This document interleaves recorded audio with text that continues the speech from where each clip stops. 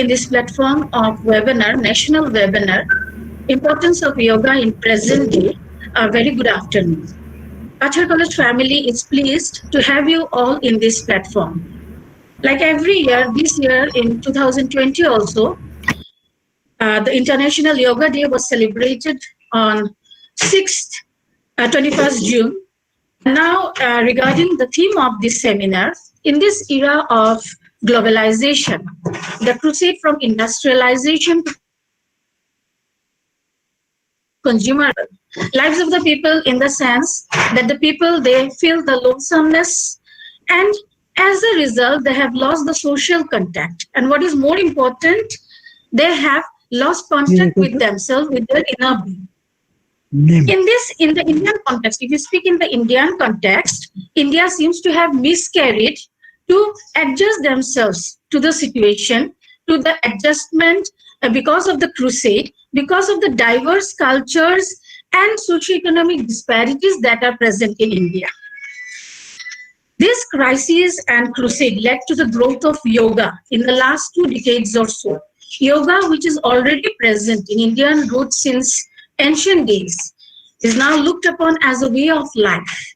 And in fact, it is a system of medicine, unifying the body as well as the soul, thus helping to purge of the self-isolation that is present in a human being. And through this webinar,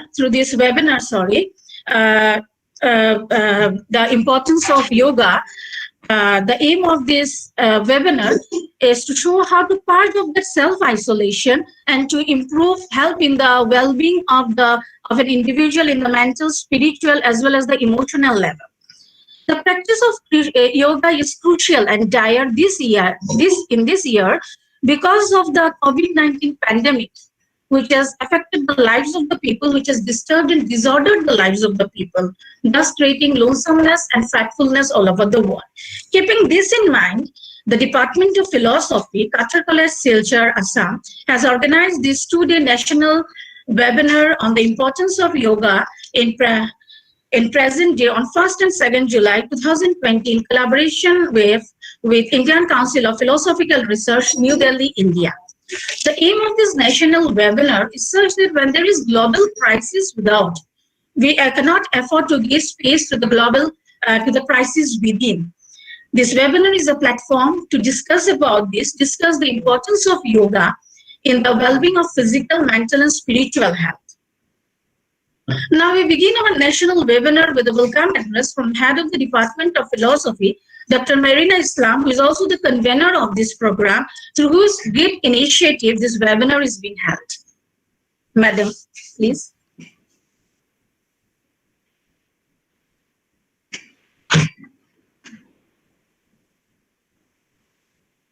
Thank you, Rumi. Very good afternoon to all of you. I welcome you on behalf of our Kachar College fraternity to this virtual platform of 2-day national webinar on the importance of yoga in present day. And it is being organized by our Department of Philosophy, Kachar College, in collaboration with ICPR, New Delhi. So I welcome all the participants present here. And first now, I would like to welcome our Honorable Vice Chancellor, Sir, Professor Dilip Chandranath, that he agreed and he is right now with us. So I welcome you, sir, in this webinar. And it is also my privilege to welcome all the eminent speakers who are present there. I welcome Chairperson Professor Dilip Chandra, Ramesh Chandranath, ICPR, and Dr. Sushim Dubey, and all the eminent speakers, Dr. Onanya Verua, Lucy guests. It is also my privilege to welcome our principal sir and our GB president, Professor S.P. Pal sir, who is always our inspiration. Because of their support and inspiration, today we are able to organize this webinar. So I hope that you will enjoy and entertain yourself in this 2-day webinar and also benefited by our discussions. And at the end, I would like to say that please try to refrain yourself from asking questions in the middle of the webinar. If you have any queries, then you can put it in the chat box and later on we'll try to focus on it. Thank you. Have a best wishes. Over to Rumi.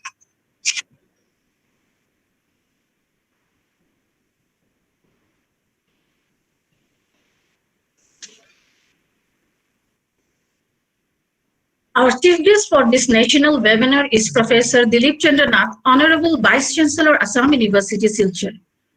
Professor Dilip Chandranath completed his graduation from Cotton College, Guwahati, his post-graduation from Delhi University, and completed his PhD from Banaras Hindu University.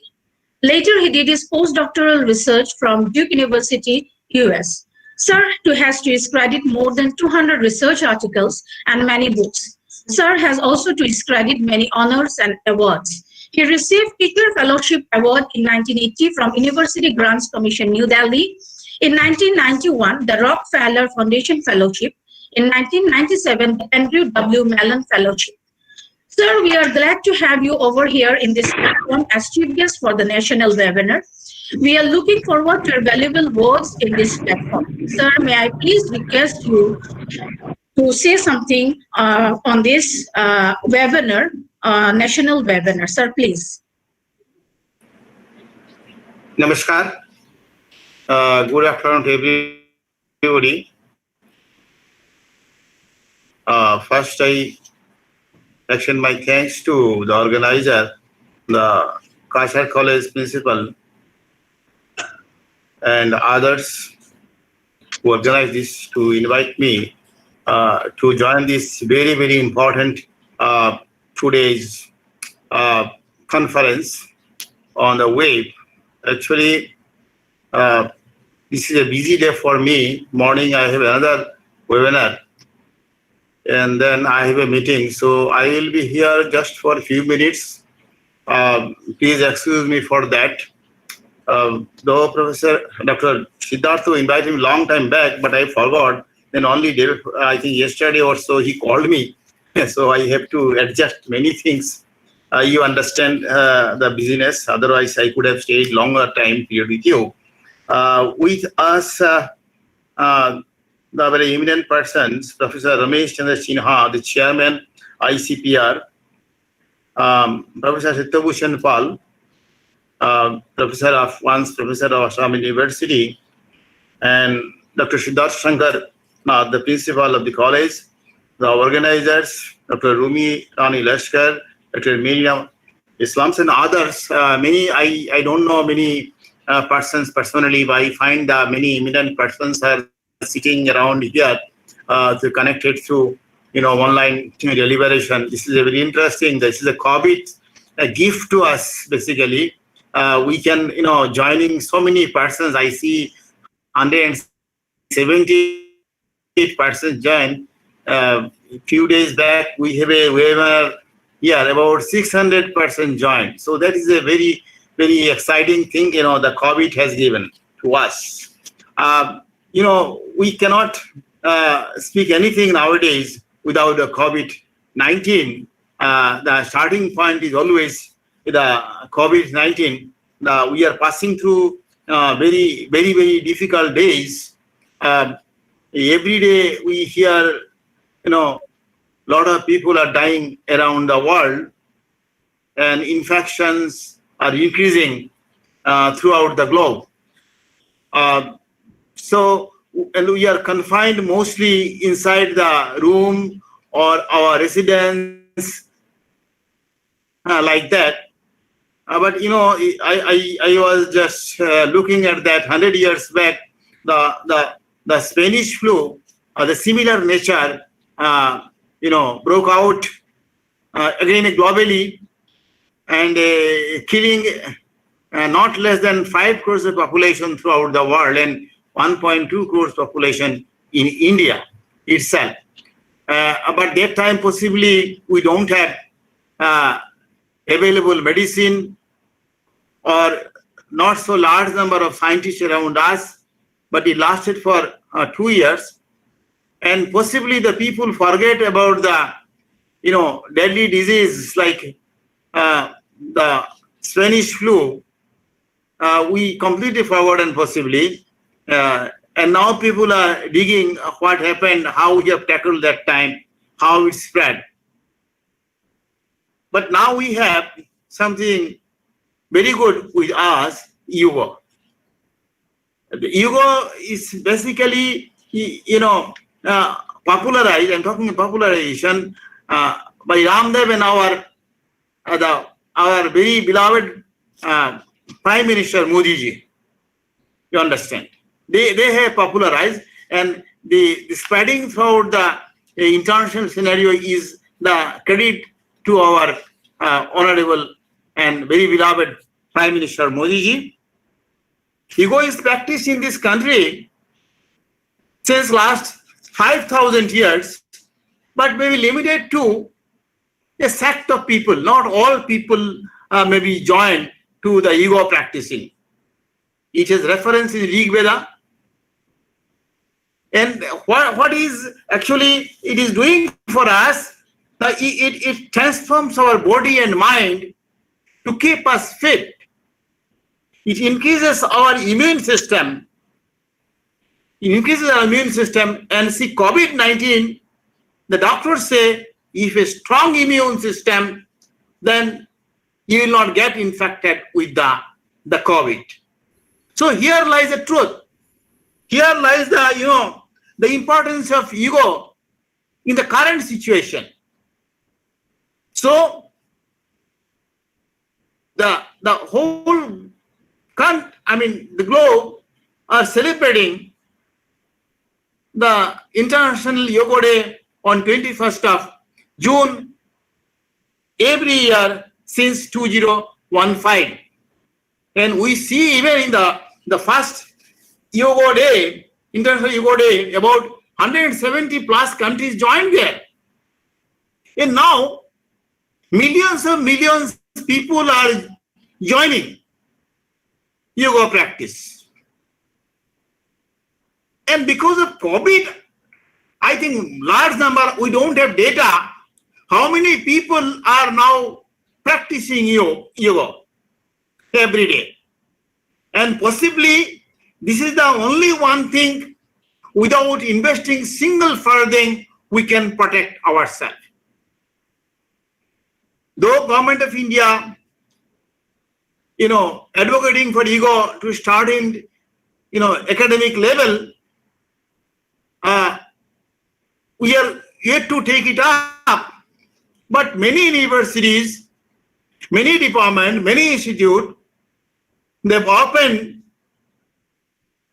teaching yoga and little bit of research. But we need more research on that area.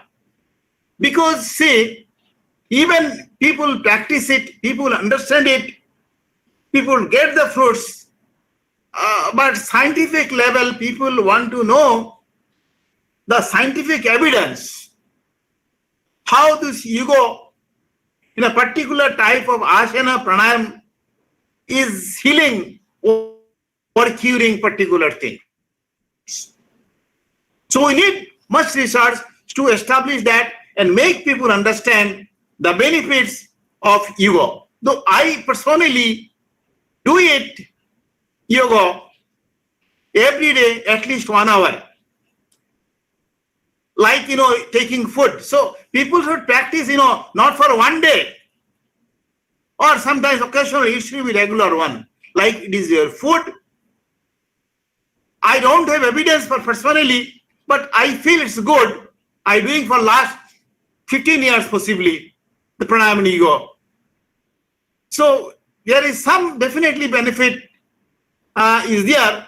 I take less medicine than it is expected. So this is to be practiced. I understand this message should go to the young people. And those who are, some people argue, where is evidence? But definitely if you practice, you will get benefit. So young people, it should come from the very young life, starting by schooling. The ego should be a must one. Then possibly without spending money, we can keep our body fit to serve the society. And you see, any development in any country, even if you got all inputs, everything, but it cannot further until the health of that country is a good one. You can see that around the world, where health is not good, the development process is slower. So that is very important. That is one important thing for us. I hope this seminar will be discussing the specific issue, maybe some evidence-based issue. Those who are working on yoga, those who are practicing, they can provide some evidence-based issue and can tell the society at large that what are the things to be done for combating this COVID-19 currently and future. In that direction, I think this is a very rightful time have such discussion, and learned people are there. Professor Sinha is there. I think he can make more deliberation about this, some philosophical idea. You find that in Gita, this ego is mentioned in 3 dimensions. It has been mentioned in yoga that we have like karma yoga, bhakti yoga, and jnana yoga. And this practicing yoga basically hatha yoga, and we do the pranayama. So I did not go into the details of that.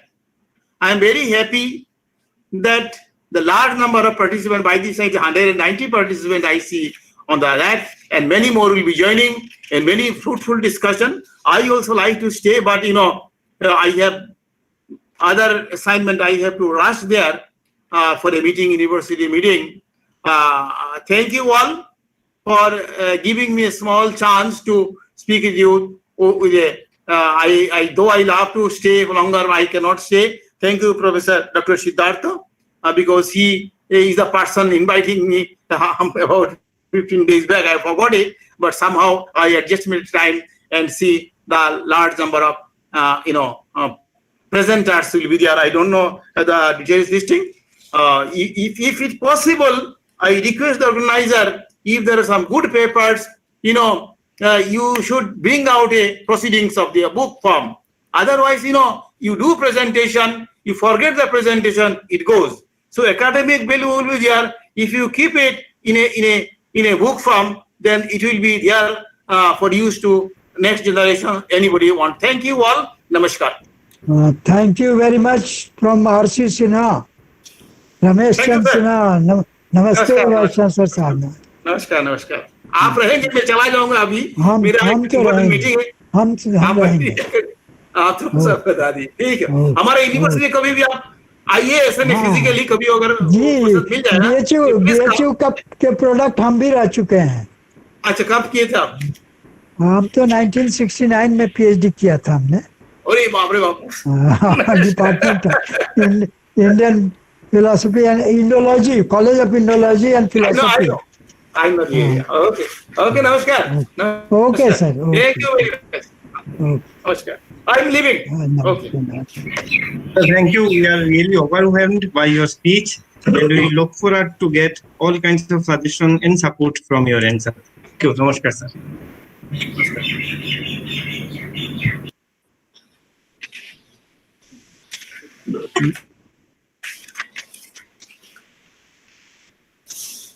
Sir, thank you so much for your valuable words that you have shared with us today. You have talked about how from school life we should be practicing yoga, not just for one day, throughout the way from our young days, so that we shall be staying in a very healthy manner, whether spiritually, mentally, physically. Sir, thank you so much for sparing this time for us. Once again, thank you so much for presenting your words or sharing your words in this platform of national webinar. Thank you, sir. I will be there for 5 minutes, just starting of the Sinha Saab's lecture. Then I will leave.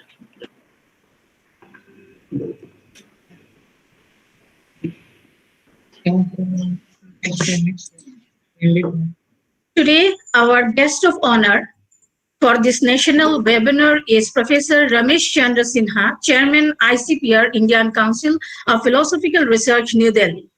Dr. Sinha has been the professor and head of the Department of Philosophy, Patna University. He obtained his PhD from Banaras Hindu University. He has been awarded Senior Fellowship by Indian Council of Philosophical Research, New Delhi. In about 40 years of teaching and research, he has written 3 books and edited 5 books. He has contributed more than 100 articles in national and international journals. He is the chief editor of Darshanik Traimasik, a quarterly journal of Akhil Bharatiya Darshan Parishad, and also the chief editor of Philosophical Quest. Simon Naitikatha, Subaltern Morality, is his new philosophical contribution in the field of applied philosophy. He has received J.P. Lokanayak Samman from the Vice President of India, Vidya Bhushan Award from Vidyat Parishad Varanasi for his consistent and continued contribution to academic activities. A felicitation volume entitled, I quote, Dimensions of Applied Philosophy, unquote, has been published by Akhil Bharatiya Darshan Parishad to honor his contribution in the world of philosophy. Sir, we are pleased to have you over here in this platform as guest of honor for this national webinar. We are also looking forward to your valuable words in this platform. Sir, may I now request you to please share your thoughts and ideas on the importance of yoga in the present day. Sir, please. सबसे पहले तो मैं मेरा नमस्कार स्वीकार करें। Myself Ramesh Chandra Sinha, presently working as the chairman of the ICPR. I must be thankful and doubly thankful to your Vice Chancellor, Marina. So Marina Islam, she invited me to attend this webinar. I do not remember each and every name, but Professor Dilip Chandranath, the Vice Chancellor, he has been very cooperative and very vibrant in his articulation, and the principal and many eminent participants. So I may forget names. So that's why I offer my namaskar to each and every participant and organizers and the professor who is anchoring this webinar. So I should spell out some of the things, some of the points which I understood from the introductory lecture of the Vice Chancellor. He has very beautifully asserted that we cannot talk anything in this situation without referring to COVID-19. So naturally, the whole world, this coronavirus has affected the entire globe. So there is a difference between pandemic and epidemic. Pandemic is a global one. Epidemic is somewhat local or confined to certain region, but the pandemic is it has not spared the developed country, and it has not victimized the underdeveloped countries or the developing countries. It has affected developed, underdeveloped, and the developing equally. So we all are very much under crisis. So this period of crisis, so I have attended so many webinars, and without referring to COVID, no webinar has been completed. So rightly he has pointed out that in this pandemic situation, we talk about any problem, and especially when we talk about yoga, we have to refer the pandemic situation of the coronavirus. And the importance of yoga, that is a very good and simple, very simple but very effective topic, the theme you have chosen. So thank you, Marina, for inviting me. And your Vice Chancellor has referred to Bhagavad Gita. And I will simply, before I concentrate on the other topic, I must reflect what your Vice Chancellor, the Honorable Vice Chancellor has. So he referred to the Bhagavad Gita very significantly. And there is a difference. There is a difference between Patanjali Yoga and the yoga stipulated in Bhagavad Gita. So Patanjali, actually, he mentioned the Rig Veda. Yoga certainly appeared in the Rig Veda, but the father of yoga is Patanjali. Maharishi Patanjali is the father of yoga as a systematic discipline. In the Patanjali Yoga Sutra, the first the Patanjali Yoga Sutra has been divided under 4 parts. The first part, we call it pad also, the 4 pads. So the first part is Samadhi Pad. And in Samadhi Pad, the first sutra is spells out that we should start the yoga anushasan. We should start about yoga as a discipline. So the founder father considers yoga as a systematic discipline, and naturally he has very well confessed that he practiced yoga every day, and the yoga spells wonder if you practice for 10 years or 15 years continuously. So naturally we accept the importance of the yoga. And in Bhagavad Gita, the emphasis is more on that moksha, or emphasis is on synthesis of the bhakti yoga, karma yoga, jnana yoga, and ultimately to that liberation or moksha. But in Patanjali Yoga, we give emphasis to practical, very practice. Yam, niyam, asana, pranayam, we give great emphasis.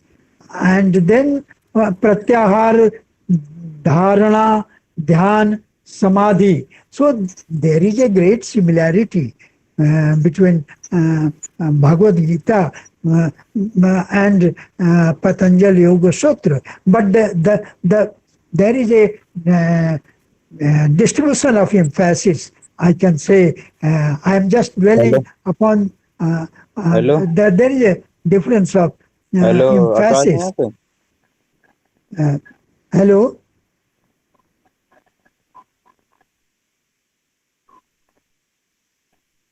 In Patanjali Yoga Sutra, the metaphysics, Sankhya has given a metaphysics, though the Patanjali Yoga Sutra or Maharishi Patanjali accepts the metaphysical framework of Sankhya philosophy, but Maharishi Patanjali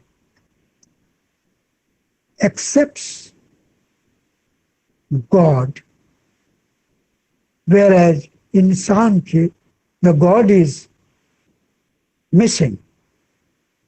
So, and here in Bhagavad Gita, we find that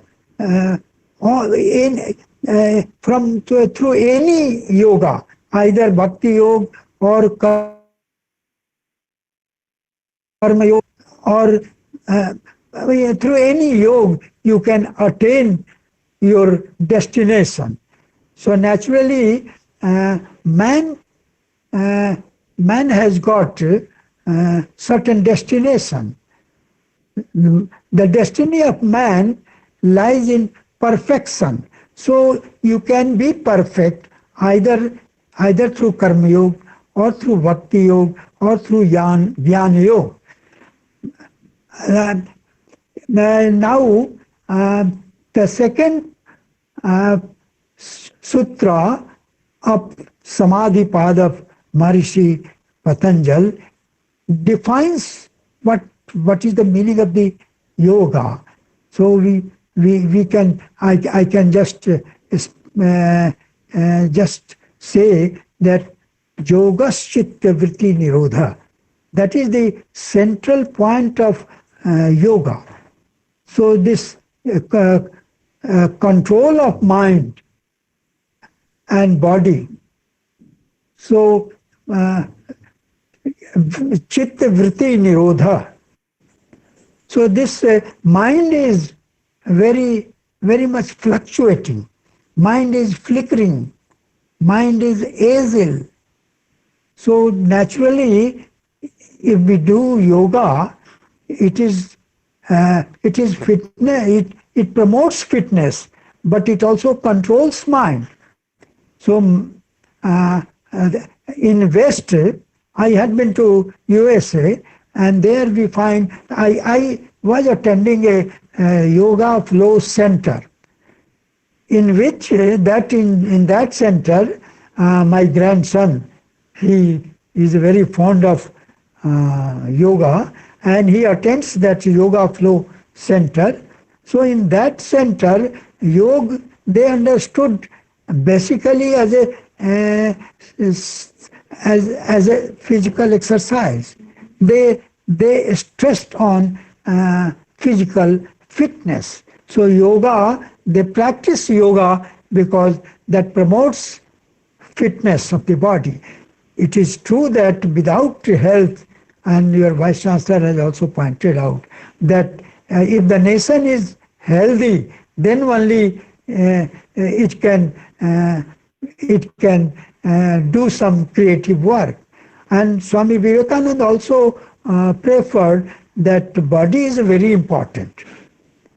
He says that if I have to choose between worshipping a god and playing a football, so naturally I will prefer to play football, because if I am fit, then only I can attain godhood, and then only I can attain moksha or liberation. So body fitness is very important, and thank you very much to your Vice Chancellor, in a practical way, what he feels he has spelled out. So now I come to the philosophical aspects and deliberations. So naturally, yogas chitta vritti nirodha. So this sutra of Patanjali prompts me to understand the concept of man. What man is. Is man a physical structure? Is man psychological being? Can we say that man is a psychophysical being? Can we rest assure that man has got physics, and man has got psychology, or uh, can man be rightly defined as psychophysical being? I think that in Indian perspective, man is not a psychophysical being, but he has got spirituality. So naturally, so man is not only a conscious being. If man is defined as a psychophysical being, then man is a conscious being. But man is not only conscious being, but he is a self-conscious being.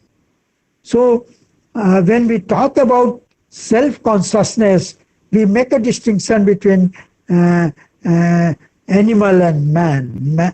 Animal is a conscious being, conscious, but man is a self-conscious being.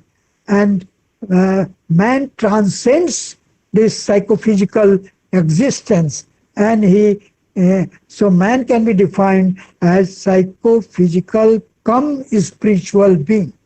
Spirituality is a great factor, especially while we talk about the importance of yoga. So naturally, Maharishi Patanjali also contemplated that man is not psychophysical being, but man is psychophysical come spiritual being. In most of the, except Charvak, Indian philosophy has been divided under two heads, orthodox and heterodox. So barring Charvak, the entire heterodox and orthodox systems of Indian philosophy, they accept that man is a spiritual being. In Jainism and Buddhism, they put question mark on authority of Veda. They may put question mark on God, but they do not put question mark on the nature of spiritual nature of man. So man and yoga becomes very important because it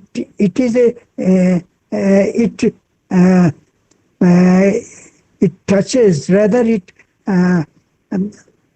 regulates body, it regulates mind, and certainly prepares the way for spiritual vision or spiritual realization. So man is an integral being. Man is not mere body. Man is not mere intellect, because intellect is not be all and end all. Intellect is mind has got its limitation. Mind functions in fractions, but man is a holistic being. It has got body, mind, and if mind is affected, then body is also affected. If body, it has got some organic existence. So mind, body, and spirit. So now I will dwell on the present scenario. The present scenario is that COVID-19 or coronavirus has affected the human existence. So we cannot come. We cannot. We were living in a normal situation, or in the we were maintaining. Rather, we were living in a normal way and in the normal life. But now, after this attack of coronavirus, the entire existence has been shattered. So naturally, man has gone under depression. There is economic depression as well as the psychological depression. So naturally, we have gone in isolation. I make a distinction between ekant and isolation. Ekant, if we go in ekant, that is a creative one. You can create something in loneliness. If you are alone, then you can create, you can be creative. But if you are in isolation, there is every possibility that you may suffer some kind of depression, isolation. Actually, shut within the four walls. So, yoga is a great solace to human life. Yoga, if you perform yoga, it is a very important one. Then you can maintain mental equilibrium. If you can control your chitta, you can mentally and physically, both you can be healthy one, and you can just probe into the depth of your inner being. So here we are in future, after coronavirus will go, certainly. If the plague has gone, if the Spanish flu, about which the Vice Chancellor has talked a little, so Spanish flu we have forgotten. So naturally a day will come when we will forget. But the new post-COVID world will be a different world. I call it the new normal. So certainly this new normal has been the talk of street also. The new normal has been talk of many of the journalists. They talk about the new normal. And very recently, I attended one birthday party organized by event manager of Bombay. My daughter lives in Bombay. So I attended that party. So I asked, what do you understand by new normal? She also talked about new normal.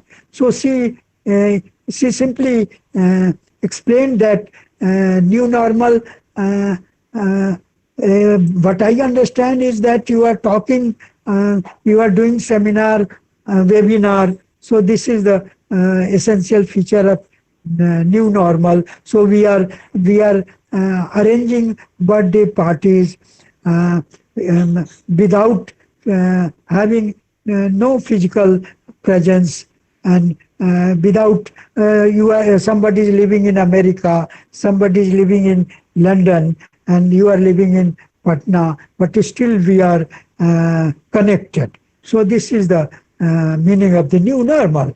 But as a student of philosophy, I stipulated and I developed a concept, the concept of the new normal.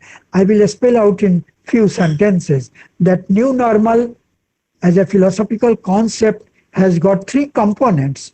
One is the survival, the other is social distancing, and the third is compassion. So survival is a very important component. And if we do not survive, we cannot, naturally, we cannot worship God, or we cannot practice yoga, or we cannot attain self-realization without surviving. survival is the most important component of the new normal society. I will be brief. So naturally, social distancing has been talked a lot. So the third component, that is compassion. I put a stress on that compassion because in order to explain the present situation arising out of this corona and the role of yoga, so I must say that compassion has got two elements. One is the empathy and the other is the sympathy. Empathy is just going within, feeling into, and sympathy is feeling towards others. So here, feeling towards others, if you feel towards others, so can a man who is an egoist, can a man who suffers physically, can a man whose mind is just fluctuating, can a man who is not a balanced man, who can serve the society, who can serve others? Not at all. So yoga has got a very primary role, very important role, and yoga is very important because chitta vritti, control of mind and body, and practice of asana, that creates a condition. The man who can serve others should be a healthy man, should be a perfect man. So naturally, I recently read a book written by Shankaracharya. The title of the book is Atma Bodh. So my contention is that the person who can serve others, or you can be humanitarian if he has got Atma Bodh, and for Atma Bodh, that realization, self-realization, or aprokshanavati, that is a very high level of spiritual experience. But yoga is a practical one. Yoga philosophy is a practical one. It is not simply theoretic one. And philosophy requires to be redefined. In the wake of COVID-19, philosophizing is not simply speculative. It is not simply constructing a theory. Philosophy is not only a theoretic consciousness as defined by K.C. Bhattacharya, but philosophy has got its therapeutic use. So that aspect, yoga, the importance of yoga comes because yoga has got therapeutic use. It is not a theoretic consciousness. So philosophizing is not a simply a speculative one, not a simply theoretic consciousness, but I add that it has got therapeutic use, and the importance of the yoga comes here to regulate the society, to regulate man, and naturally to live is to serve others, as Vivekananda says, and naturally compassion and survival, they are interrelated. So man cannot live in isolation. Man is interconnected. So naturally, if you serve others, then you can survive well. This is the I must mention here Pujya Dalai Lama, who talks about universal brotherhood and universal responsibility. He says that man is interconnected. So naturally, we have got responsibility towards others. It is not a moral responsibility. We are not morally obliged to serve others. but it is our it is for our survival. We have to serve others. I think I have spoken a lot, and I must say thank you to all the participants, to the organizers, and especially to Marina Islam and Sushim Dubey, because he is a player of ICPR. So naturally, if any help, technical help or any help, he has been assigned to conduct the international yoga, and ICPR has proposed to conduct this international yoga at 60 places, or more than 60 to 65. So I thank again to all the participants and the organizers, and especially to your Vice Chancellor, who has been very cooperative, and the principal too. Thank you very much. Thank you. Thank you, Marina. Handed over to Marina.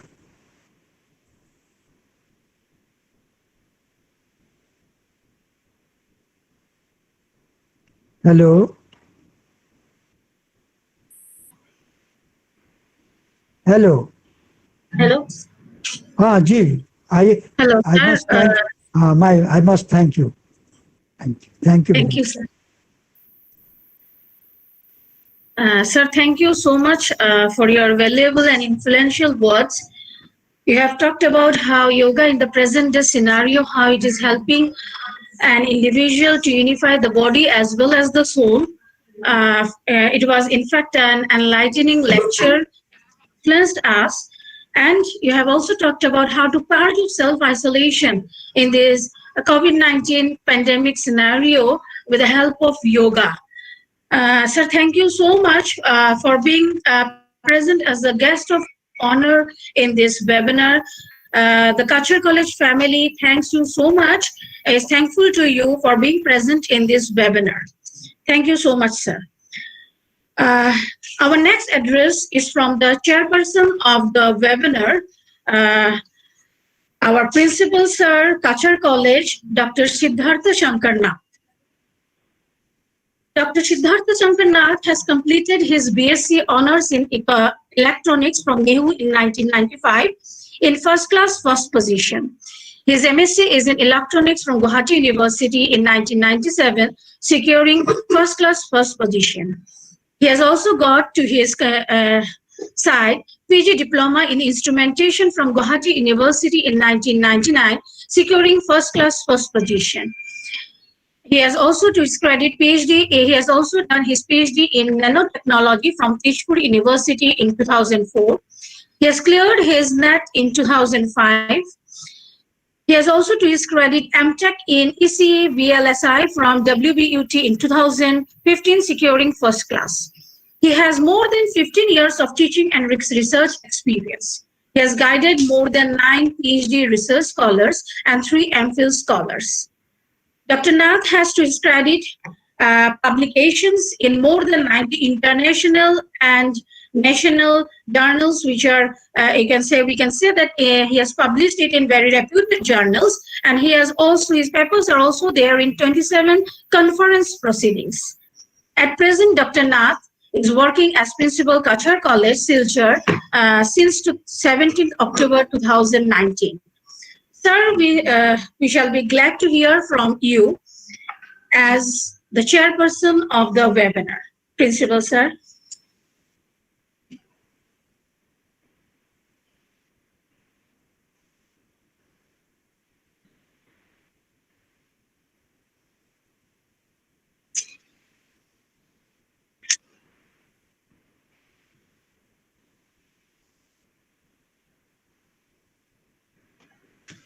Good afternoon, respected Vice Chancellor, Sir, of Assam University, Chairman of ICPR, President, Governing Body, Qatar College,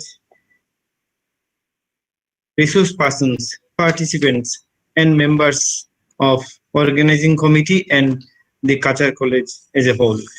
It's a great pleasure on my part to have 2 days webinar on importance of yoga in present days in Qatar College Silchar. During this pandemic situation, when we are mentally, socially, and economically stuck, I think this kind of webinar can help us to come out of such situation. It can show us a way to lead a healthy life. Yoga is a 5,000 years old Indian heritage and culture. It is a way of harmonizing the body with mind and breathe through the means of various breathing exercises, asanas, and meditation. In today's situation, yoga can provide us solution to multiple problems of day-to-day life. I personally believe that during this 2 days webinar, of course, national webinar, we all will be enlightened through the discussions, deliberations, interactions.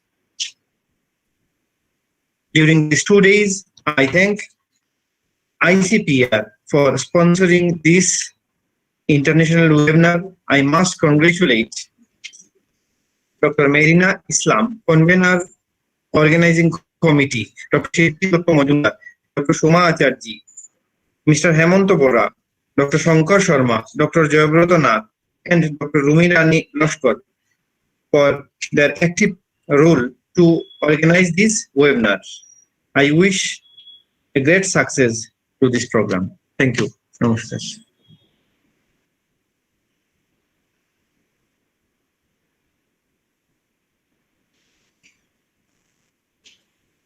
Thank you, Principal Sir. Before we begin our lecture session, I'd like to say that we had the address from the president of the governing body of this college, Qatar College, Professor Satyabhushan Pal. But since he is not well, he is sick, he shall be present in the valedictory session tomorrow. At the same time, he has sent good wishes to us for this webinar, for the success of this national webinar. Now we begin our lecture session. In this session, we have renowned resource persons who are ready to disseminate their viewpoint and ideas related to the webinar. Our first resource person is H. Lucy Guest, ma'am, Sadhvi Dibya Prabha. She is an international yoga exponent, Yoga Sadhika, Varanasi. Lucy Guest was educated at St. Leonard's, Mayfield and Charterhouse, and after completing her degree at St. Anne's College, Oxford, Gwen City. She left her investment bank in 1999 and started searching for the purpose in life and went to learn to meditate with Vidyan there.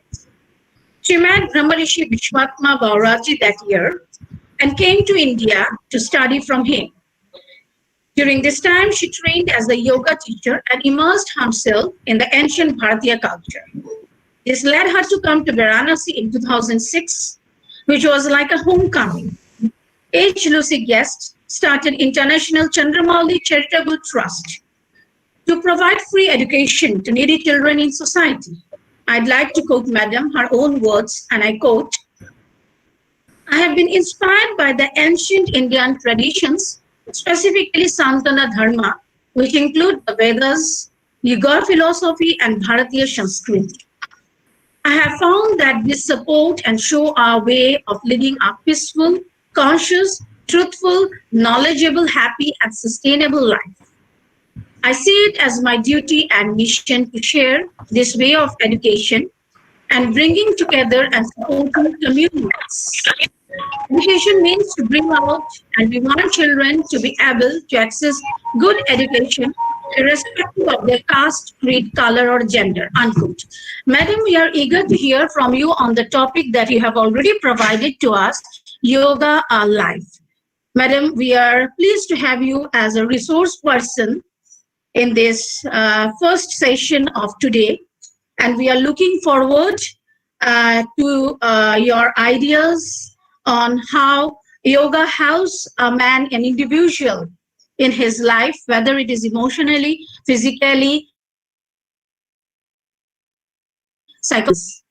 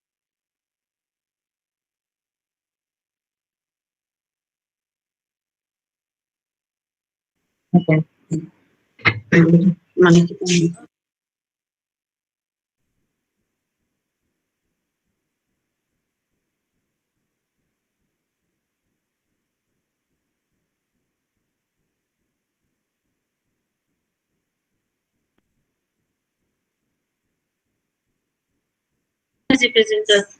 ওটা খুললো, খুলে Presentation.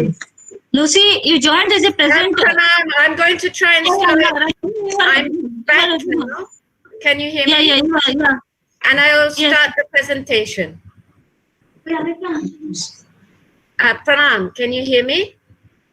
Yeah, you are audible. Okay, so I will start now.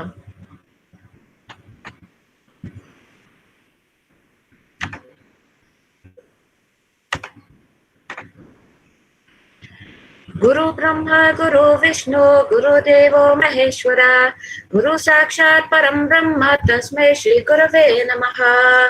Om.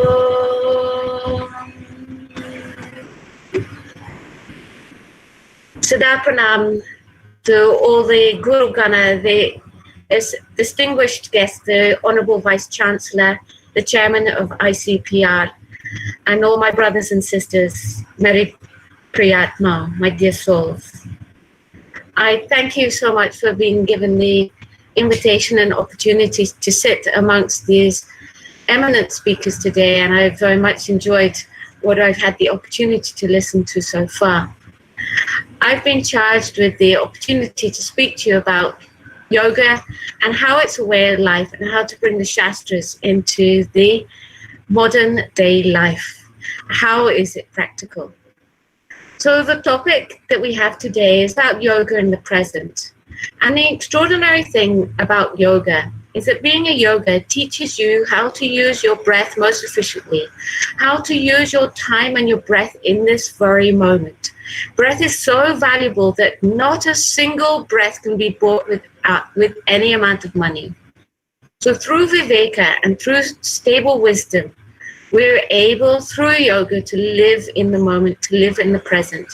And this is not just something that is valuable for now, but it's something that has been used not just for 5,000, not just for 10,000, but as from the beginning of time, from whatever time you decide that the Vedas are.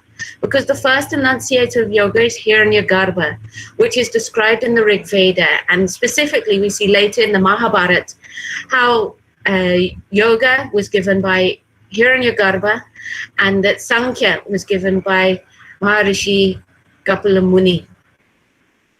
So it's something that is ageless, it's timeless, and it's something that teaches us how to be in the present at any particular time. And it's as valuable today as it was thousands and thousands of years ago.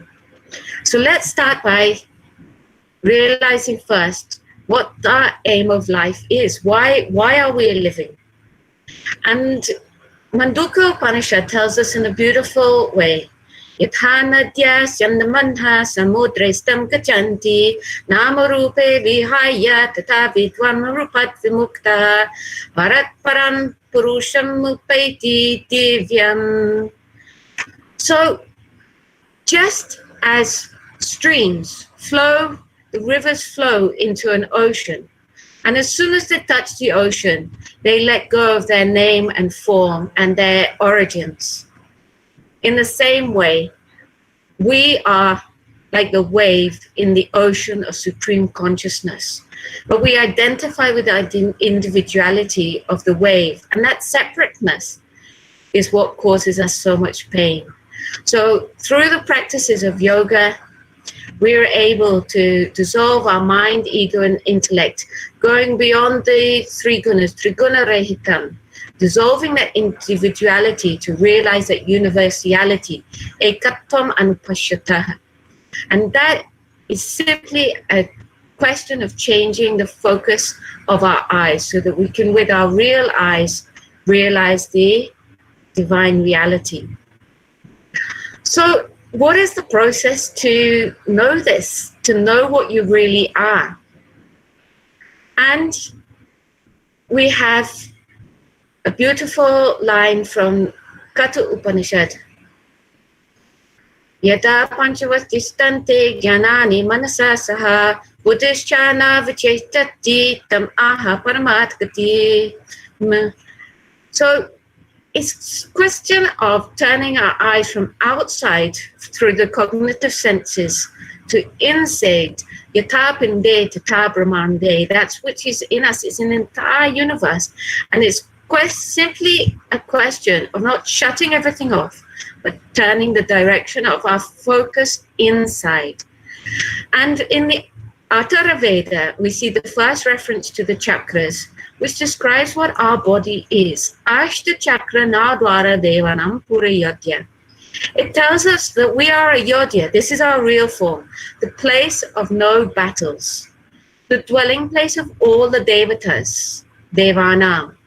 Ashta chakra nadwara, consisting of 8 chakras, Muladhara, Swadhisthana, Manipur, Anahat, Vishuddha, Lalana at the palate. That's the one that is not necessarily so well known. Ajna and Brahma chakra. And Naudwara, 2 eyes, 2 ears, 2 nostrils, a mouth, that's 7. And 8 and 9 are the lower organs. So we just simply have to close these 9 gates.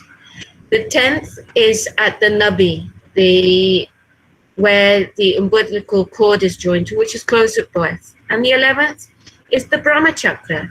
So the practice of yoga, in a practical sense, takes us through these chakras, ultimately resulting in the opening of the 11th chakra, the 8th chakra, the 11th gate, Brahma Chakra, which many describe as moksha.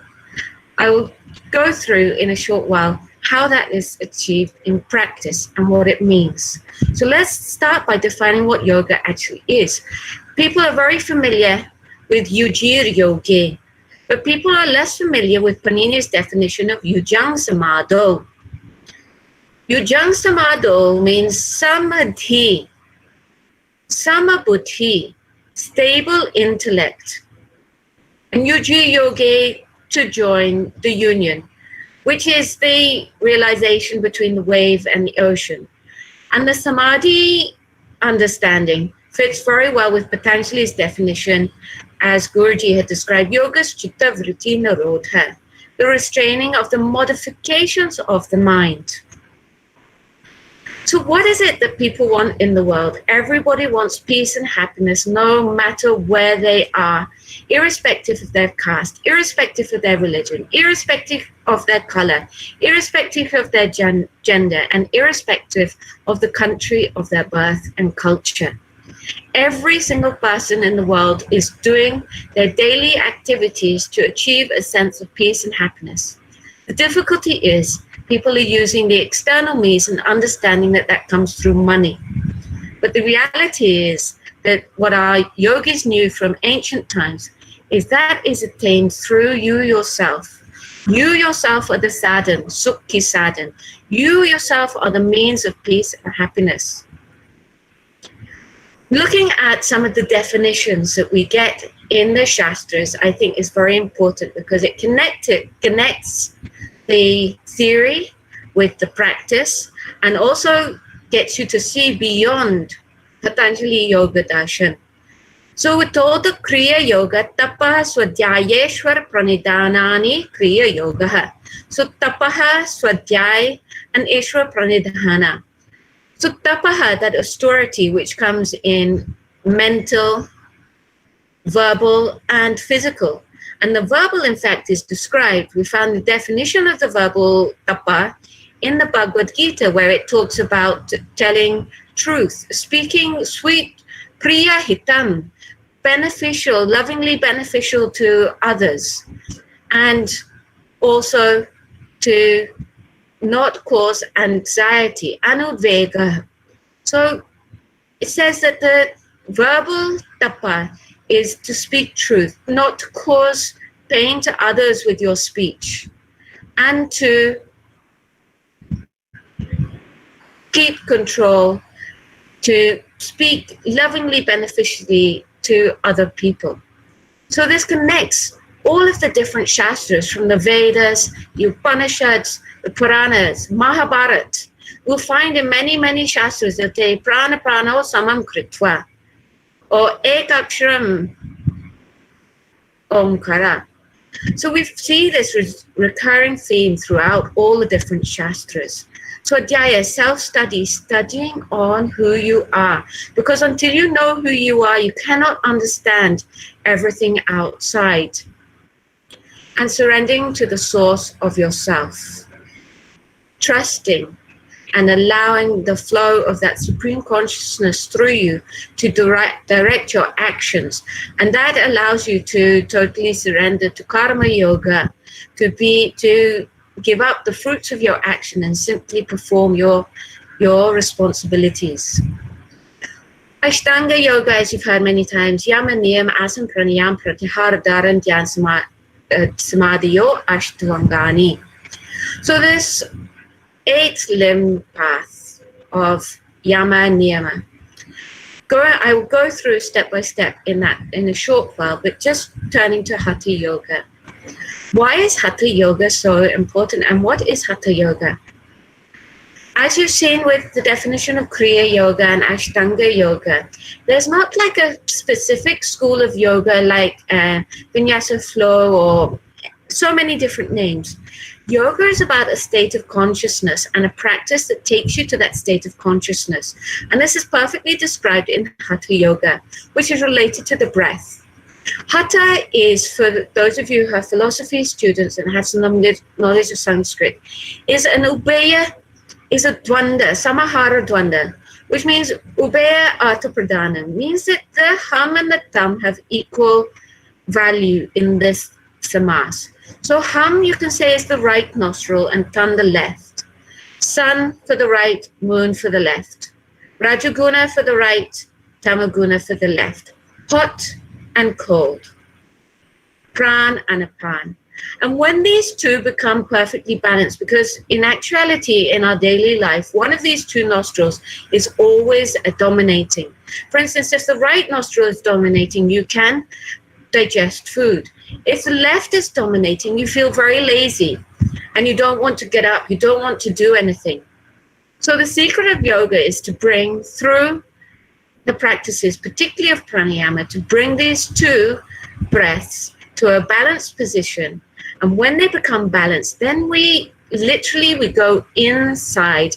And the union of these both is called the hatha, the inhaling and the exhaling. And at that point in time, we only can meditate.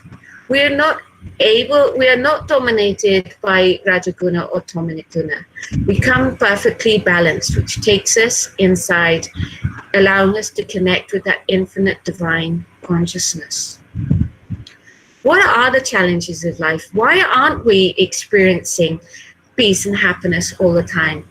And Kapila Muni of Sankhya said, Ata trividha dukyatyante nivrittir atyanta purushartha.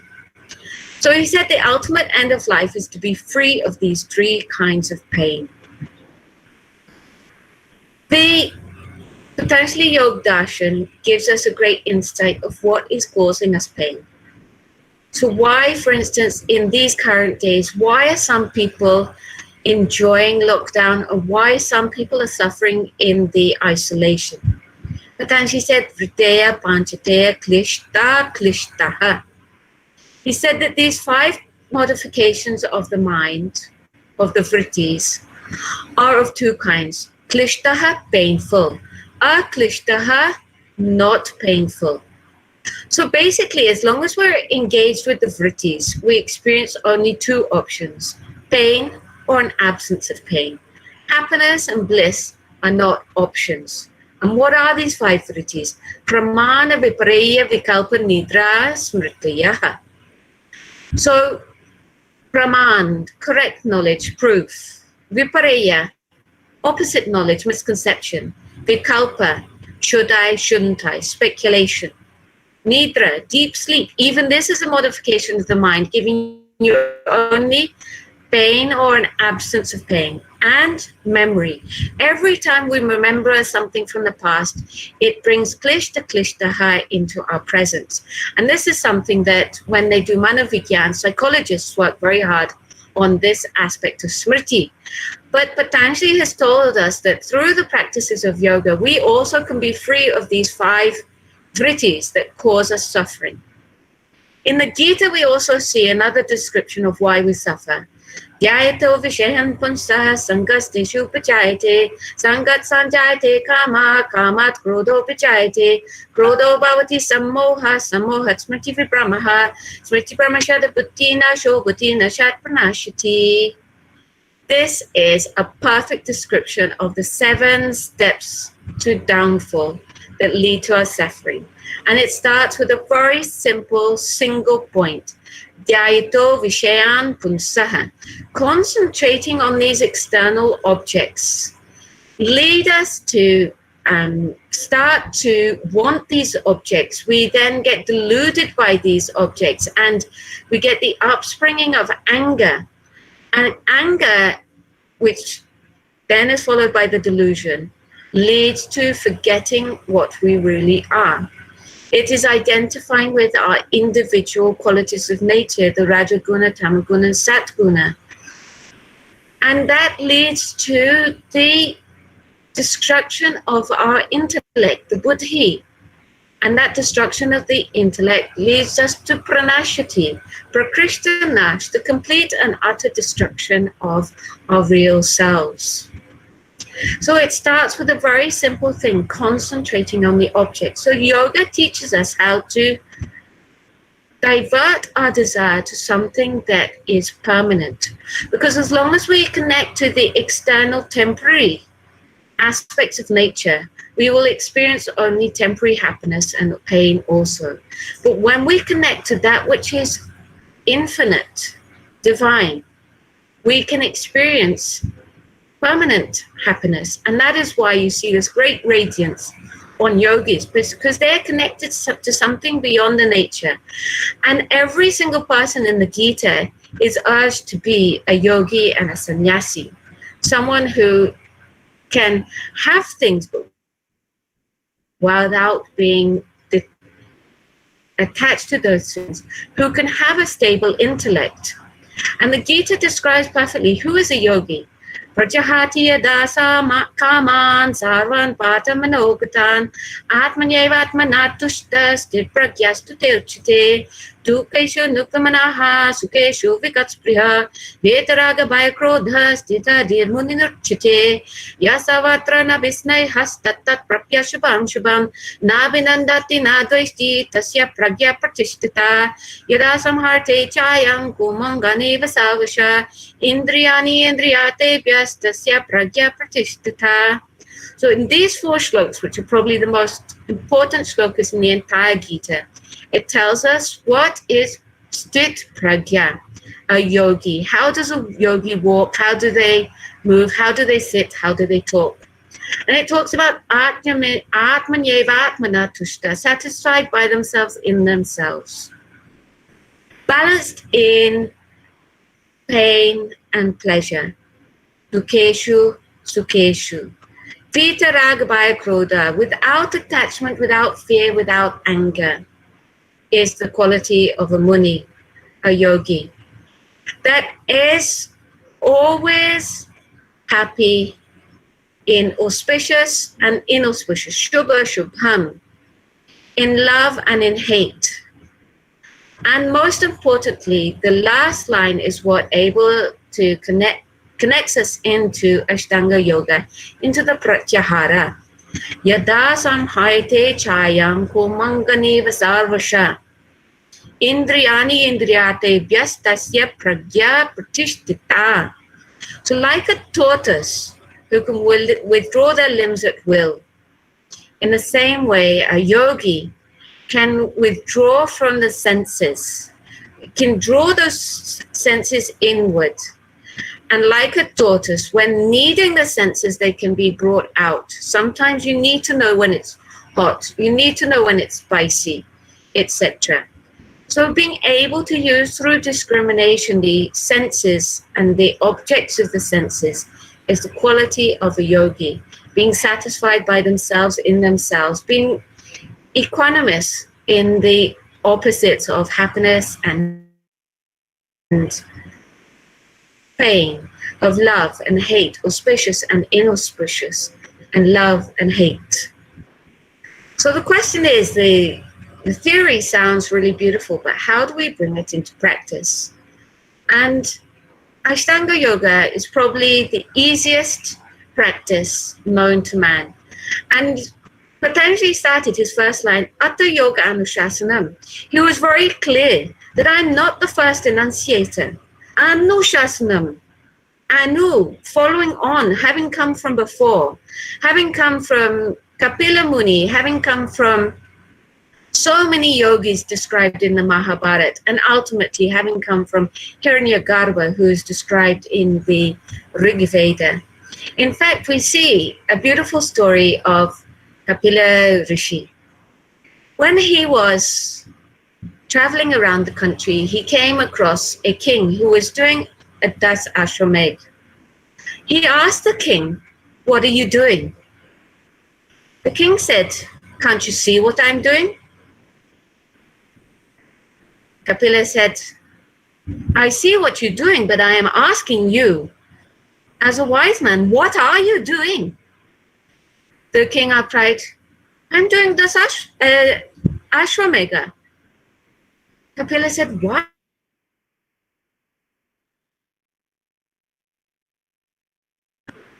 Kapila said, can you see this Swarga? Will you attain it in this lifetime? Can you see the results now, here and now, from your great effort, or you're giving so much effort of your money, of people, and your time, and your energy? The king said, no, but it's prescribed in the Shastras, therefore I must do it. Kapila said, oh my king, but you're a very wise man. I ask you again, what are you doing? You cannot see the result of this now. The king became alert and realized that he was standing in front of Kapila. And Kapila said, if you come to me now, I can teach you the yoga, which will be rewarded to you in this very life, that you will have knowledge of what you are and what the reality is. So the king surrendered at his feet and became his disciple. So the practice is very simple. Yama niyam, you know. Definition of asana is sthir sukham asanam. So that asana is defined as that which is stable and comfortable. And this is important because if we are not physically stable, how will we be able to bring our breath under control in pranayama? Because in pranayama, we need to bring our breath under control. We need to, by bringing the prana under control, we can actually get it to a stable position. And when it's stable, that is when the Hatha Yoga is described, where we get the pratyahara, the withdrawal from the senses. And that is what allows us to bring us to the position where we can concentrate dharana. And that brings us to dharana, being able to concentrate on a continuous process, to become absorbed in the object, which brings us to samadhi, that stable intellect. So it's a very simple process of Yam, Niyam, Asan, Pranayam, Pratyahara, Dharana, Dhyana, Samadhi, which will bring you to that stable state of consciousness. And the three types of dhyana, concentrating on its mantra with its meaning. If that's not possible, you can concentrate on the sound of the mantra. If that's not possible, you can concentrate on the form of the letters. And gradually, step by step, manana trayati iti mantra. Mantra is that thing which should protect you from the cogitations of the mind. So step by step, with these physical practices, with mantra, it's going to bring you to this stable intellect, which makes you into a yogi, which with your viveka, your discrimination, enables you to know what to do and what not to do. And one of the greatest mantras is Omkara, consisting of 3 letters, and it's a naturally uplifting sound, starting with earth, pronounced at the throat, U at the lips, Oshta, and Ma the Anunasik. So even if you don't have any knowledge of the Shastras or Dharma, this is a scientific sound that naturally lifts you up. And it's important to remember that our yoga practice, our spiritual practice, is not just defined for when we go into the mandir or when we sit down to do our asana practice, but that infinite divine energy is all pervading in all moments. And we are all being given divine energy in every single breath. We share one breath. We are all receiving breath without any discrimination from Supreme Consciousness equally. And it's up to us to use that divine energy. And we can use it for great works or terrible works. So the responsibility lies with us through Viveka, and to be in the present moment at every time, which is why yoga is fit for every stage of consciousness, for every stage of life throughout the ages, from the Vedas to now.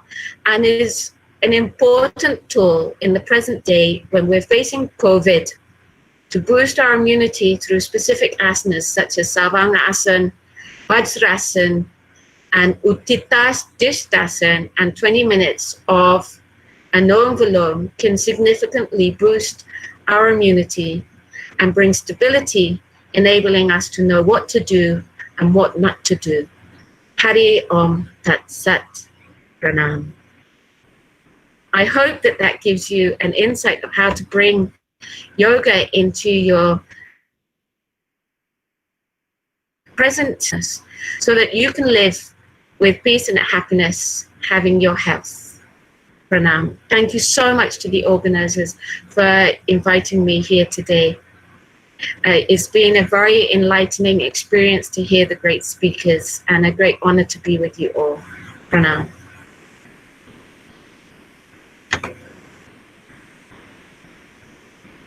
So I'd like to hand back to Meena Islamji with great thanks for having me here.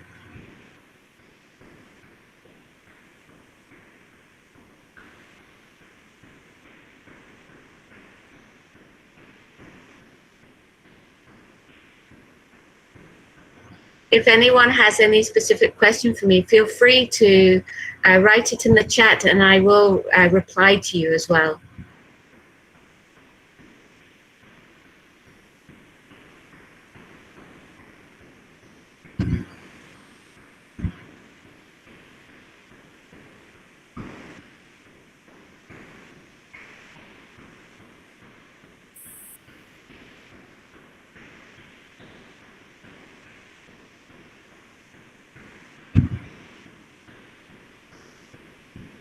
Also, since the conference host isn't here yet, if anybody also later wants to ask me any questions, feel free to contact me through Facebook, or perhaps the organizers will give our contact details.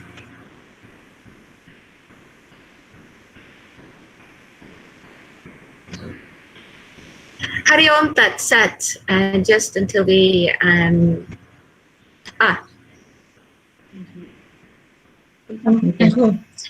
Thank you very much, madam.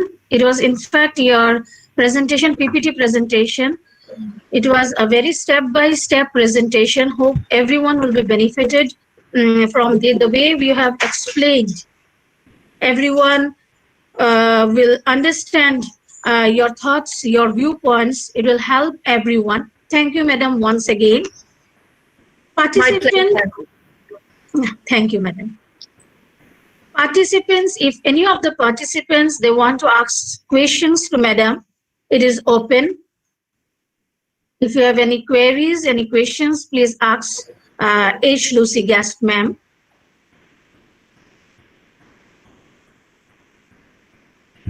As someone asked about Hari Om Tat Sat. Tat Sat, the truth. Hari Om, Om. Om, that supreme, Om is that original energy, the primordial consciousness. So it's telling us that Om is that great truth. It's very simple. And everything in the Shastras, I hope that you've seen through all the shlokas, everything is very straightforward and simple. The Sanskrit is very simple and the concept is very simple. So allow your intellect to become like that colorless crystal. In fact, Patanjali describes our intellect as a colorless crystal. And the problems that we're facing in the world is due to the three gunas. Imagine the three gunas, Rajaguna, Tamguna, and Satguna, as a combination of a color energy. And that color, say someone is like red. So it's like wearing red sunglasses. And someone else is wearing blue. So when they look through these colorless glasses at yellow, one sees orange and the other sees green. The reality is that it's yellow, and our real state of intellect would see that it's yellow. But this is why we have misunderstandings and difficulties and are not finding peace, because these individual qualities of nature are disturbing our existence, that we can't see the truth. Om Tat Sat. We can't see the reality of that Om. We distort it, and all the people who have red light glasses agree, all the people who have blue light glasses, they agree. And that's why we have different pakshas, we have different groups agreeing with us. and disagreeing with us. That's the problem in the home, that's the problem in the politics, that's the problem with all countries.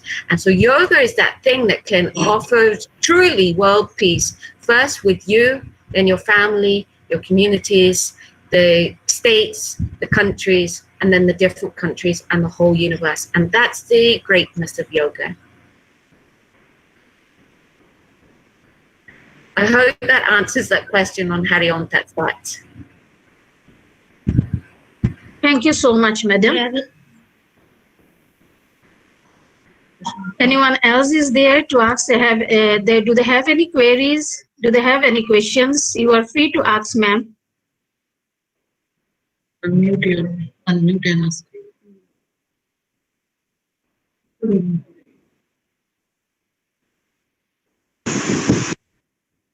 So thank you so much for being so kind to have me here today and listen so patiently.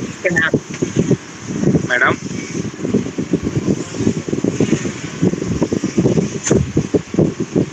Hello.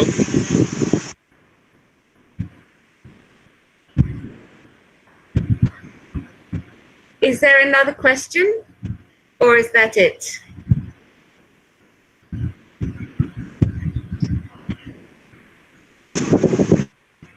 Hello. Hello. Hello. Hello.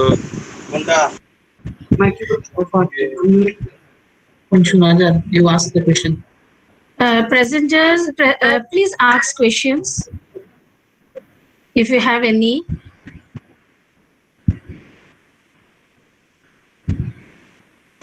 Hello. Yes, you are audible. Yes, you are audible. Hello, ma'am. I have one question. Madam, yoga means only for practice or other than other individuals in this situation of pandemic? Hello.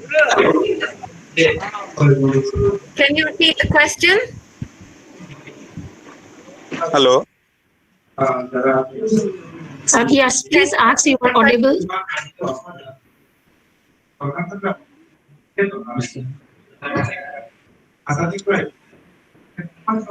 can read this very chat box also.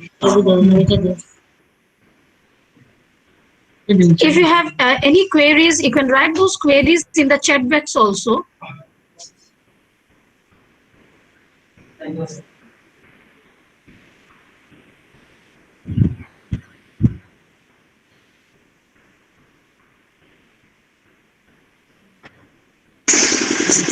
Hello. Thank you for the answer. Repeat it, madam. My question is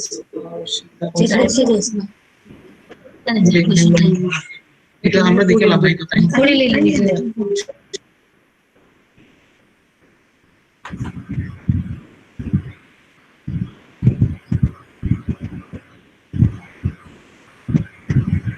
It seems that there are no more questions, so perhaps it would be polite to move on to the next. I have a question. Oh. Right, I was waiting. Yes. What is the experience of the individual when they unlock a gate or a chakra? 1 second, I just realized that I didn't use my earphones, so I hope that you heard me properly. Can you say that again, Sony? Yes. What is the experience of the individual when they are able to activate a certain gate or a certain chakra? Many people have different experiences, which is why you see in many books many different descriptions.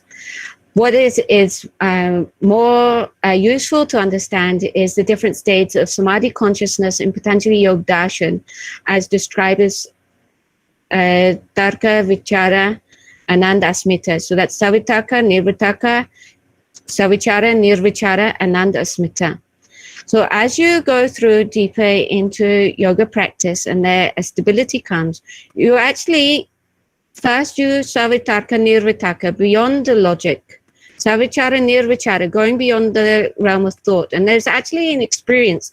There's actually a place inside that you'll be aware you will receive knowledge, but you will realize that you're not experiencing thought. You will be aware of the difference between this awareness of knowledge and awareness of thought.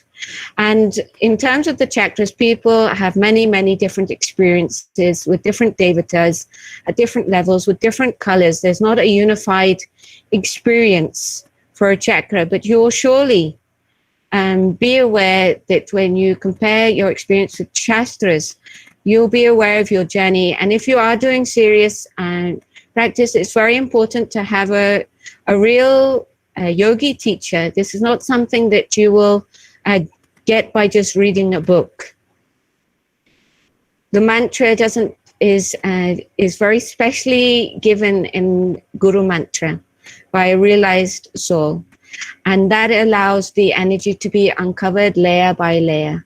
So it's a practical experience. It is described in the Shastras, but the chakras in particular have a coloring according to your individuality. So it's not a unified experience. Thank you. My pleasure. Pranam.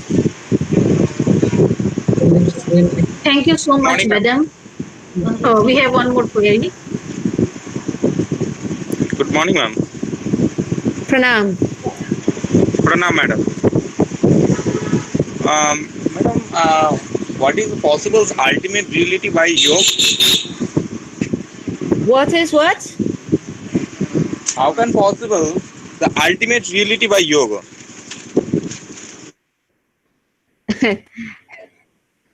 There's several ways that are described. Tapa Swadhyaya Ishwara Pranidhanani or Ashtanga Yoga. Yes, So ma'am. you have, without a process, you're not just going to suddenly go, oh, Nirbija Samadhi. You will pick up where you left off in your previous life. But you, Atta Yoga Anushasanam, Yes. there is a process and discipline, Anushasan. So you need to be under guidance of a great yogi itself and going step by step, surrendering yourself to the divine. Only then.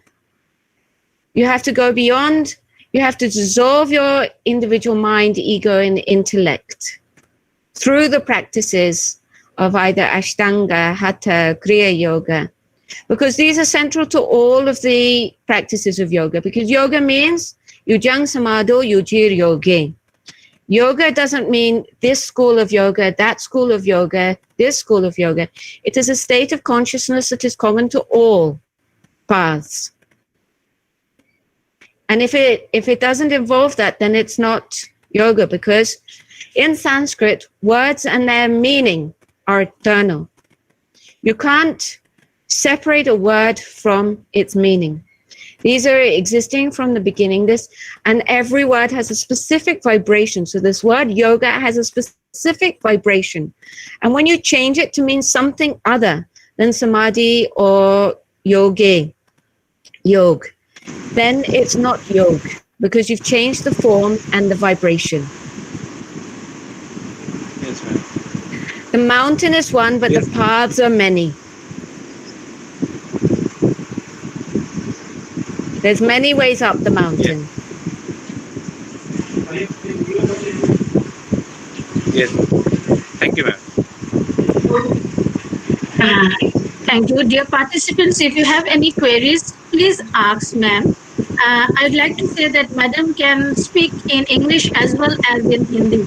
Equally, she is apt in both the languages. So please, participants, please, if you have any queries, please ask.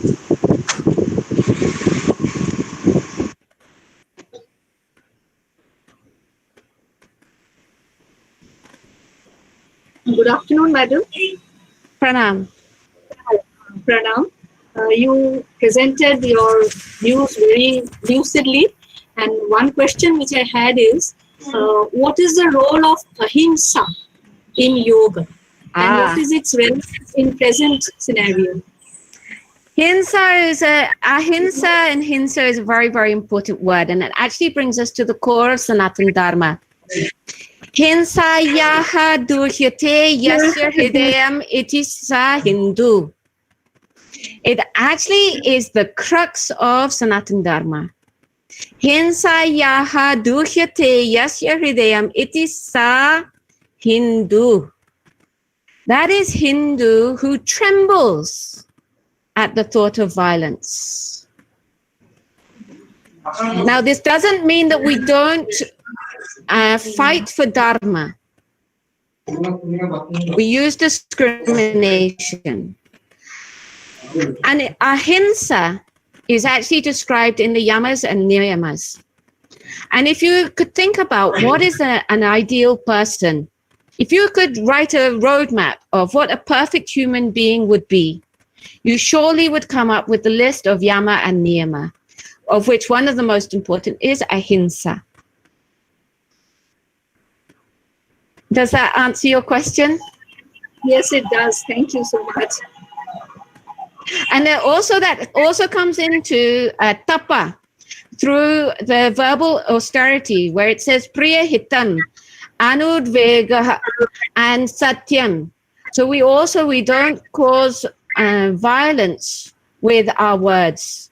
If we can't say, if something truthful is going to cause pain to another person, even then we mustn't say it. You probably know the story of the yogi in the forest, and a deer rushed past him, and the hunters came after him. They said to the Muni, "Did you see where did the deer go?"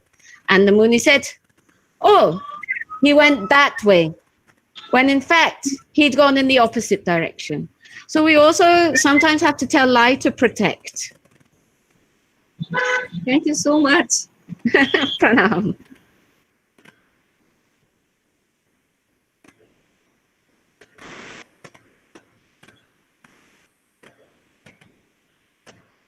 Are there any other questions? Feel free to ask anything.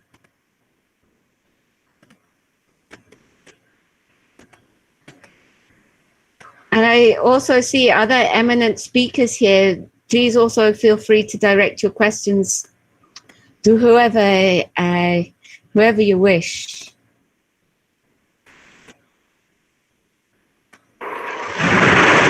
Hello, ma'am. Hello. Pranam.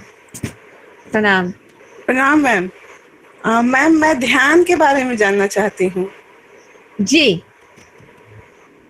पूछिए। और ध्यान के बारे में ma'am बताइए कि और कैसे इसको अपने जीवन में उतारा जा सकता है। देखिए, सबसे पहले आपको एक आसन का जरूरत है स्थित से बैठने के लिए, ठीक है? और ये आपको सबसे सरल तरीका है कि रोज एक जगह निश्चित करिए कि इसी समय इस जगह में बैठ जाऊंगी। आप एक योगी से एक दिव्य मंत्र पाइए, अगर नहीं मिला है तो ओम से करिए, क्योंकि ओम अपने आप आपको ऊपर लेके जाएंगे। तो उस जगह में एक निश्चित समय पर बैठ जाइए रोज, चाहे बीमार है चाहे स्वस्थ है। और ध्यान दीजिए, स्वस्थ, स्वतिष्ठति इति स्वस्थ। तो स्वस्थ मैंने अपने अंदर स्थित रहना, अपने को जाना चाहिए। तो ये भी होते हैं ध्यान से। और उस जगह में आप बैठ जाएंगे, अपने प्राण को नियंत्रित करिए, थोड़ा सा प्राणायाम करिए, जैसे अनुलोम विलोम, क्योंकि जब मन स्थिर होगा, जब प्राण स्थिर है तब मन स्थिर हो जाएगा। मतलब कि जो गैप है विचार के बीच में वो ज्यादा लंबा हो जाएगा। जितना लंबा आपके प्राण होगा, जितना लंबा इसका गैपिंग हो जाएगा। तो प्राणायाम बहुत हेल्पफुल है, बहुत सहायता देते हैं ध्यान करने के लिए। और प्राणायाम करिए अपने मंत्र के साथ, और निश्चित एक दिन वहाँ आपका मन स्थिर हो जाएगा, स्थित हो जाएगा, और धीरे धीरे आप आगे चलेंगे और अंदर जाएंगे, आप धीरे धीरे ज्यादा जानकारी मिलेगा अपने बारे में। तो पहले मन को पाक होगा अहंकार, फिर बुद्धि, और जो परम आत्मा ये अपने चित्त से सबसे नजदीक रहते हैं। तो सबसे पहले हम अंदर नीचे से एक एक चक्र को ऊपर जाना है। तो हम लोग ओम की उच्चारण नीचे से ऊपर तक ले जा सकते 8 बार, एक एक चक्र से। तो मूलाधार से ब्रह्म चक्र, स्वादिष्ठान से ब्रह्म चक्र, मणिपुर से ब्रह्म चक्र। हम लोग इसी प्रकार अपनी प्रैक्टिस शुरू कर सकते 8 बार। तो मूलाधार से ब्रह्मा, मणिपुर, स्वादिष्ठान से ब्रह्मा, मणिपुर से ब्रह्मा, अनाहत से ब्रह्मा, विशुद्ध से ब्रह्मा, ललाना से ब्रह्मा, अज्ञात से ब्रह्मा, और फिर अपने कॉन्शियसनेस, अपने आत्मा एकत्र हो जाते हैं ब्रह्म चक्र में। और फिर ओम या अपनी गुरु मंत्र उच्चारित करके हम लोग कल्पना कर सकते हैं कि अपने ब्रह्म चक्र से ऊपर जा रहे हैं। और हमेशा याद करना है कि असली स्थिति क्या है। आप पृथ्वी की गोली पर बैठे हैं और चारों ओर परम आत्मा फैला है, जो अनादि है, जो अनंत है, जो दिव्य है, जो पूरा सत्यम ज्ञानम अनंतम ब्रह्म है। ये अपने असली स्वरूप है। तो आंख बंद करके हम लोग कल्पना कर सकते कि हम इसमें लीन हैं, और धीरे धीरे मंत्र करते हुए अपने मंत्र में लीन होने पर धीरे धीरे मंत्र आपको आगे अपने आप लेके जाएंगे। सबसे पहले स्थिर, और कभी जिभ हिलाइए मत, सूक्ष्म शरीर में करिए मन के द्वारा। तो स्थूल शरीर, सूक्ष्म शरीर, और धीरे धीरे अपने मंत्र लीन होने पर हम भी अहंकार को पाते हैं, बुद्धि को पाते हैं, जिससे हम कभी सच्चाई को भी जानेंगे। और एक क्षण में हो सकते, जितना अंदर साफ है, जितना स्थिर है, जितना जल्दी अंदर जा सकते हैं। तो ये सभी लोग के लिए, कोई भी धर्म है, कोई भी जाति, कोई भी देश, कोई भी लिंग, कोई भी उम्र, कोई भी रंग, ये सभी लोग के लिए उचित है। बस करना है। मेरी जीवन पूरा बदल के प्रणाम। मेरी पूरे जीवन बदल गए थे एक दिन में ध्यान से, तभी मैं आपके सामने हूँ। प्रणाम मैम।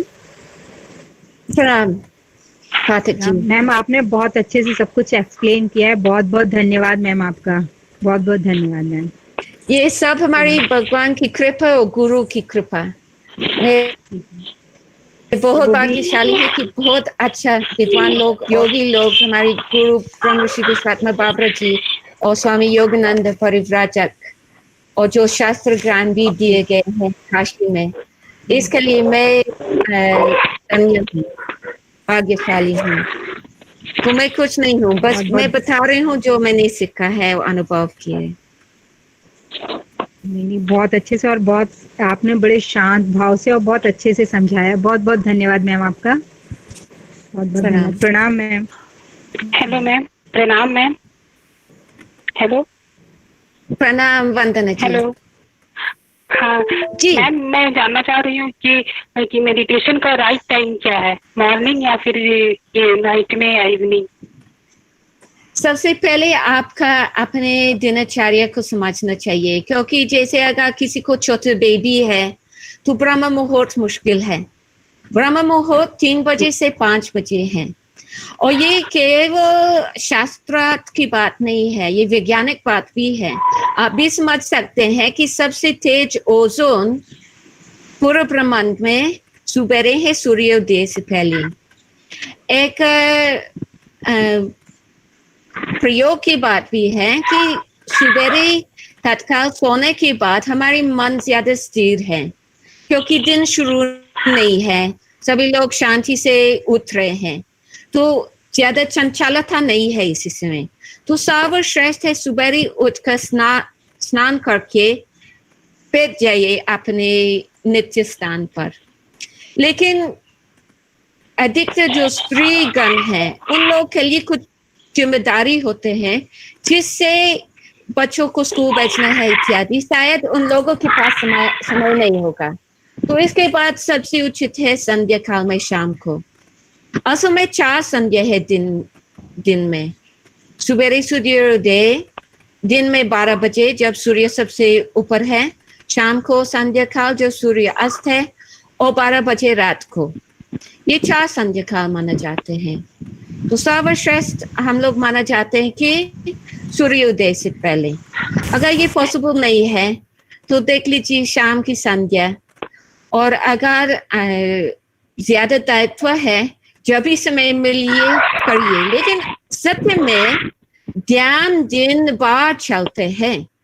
असल में हम हमेशा ध्यान कर रहे हैं, लेकिन हमारी ध्यान विक्षिप्त है। कभी हमारी भगवान पर है, कभी हमारी भोजन बनाने पर है, तभी हम कुछ पुस्तक पढ़ रहे हैं, कभी हम माता जी को फोन करना है, कभी हम क्लास में बैठे हैं, कभी हम स्कूटर में बैठ रहे हैं। तो हमारी ध्यान अलग अलग चीज को करने से हमारी विक्षिप्त ध्यान हो जाते हैं। लेकिन अगर हम अपने मंत्र हर प्राण के साथ हर समय में ध्यान करेंगे अपने मंत्र के साथ, फिर हमेशा हमारी ध्यान हमारी सेहत करेंगे। क्योंकि शुरू में जब हम लोग साइकिल चलाना शुरू किए थे, हम लोग बड़ी ध्यान से करते थे। लेकिन कुछ दिन के बाद हम लोग स्कूटर भी चला सकते हैं और बगों में बात करते हैं। हम लोग भी नहीं देखते आगे, हम लोग चला रहे हैं और बात कर रहे हैं। इसी प्रकार जब हम लोग मंत्र जाप का अभ्यास करेंगे तो ये मंत्र हमारे 7 दिन बाद चलेंगे, सुनाई देंगे मंत्र, और साथ साथ हम लोग भी काम करते रहेंगे।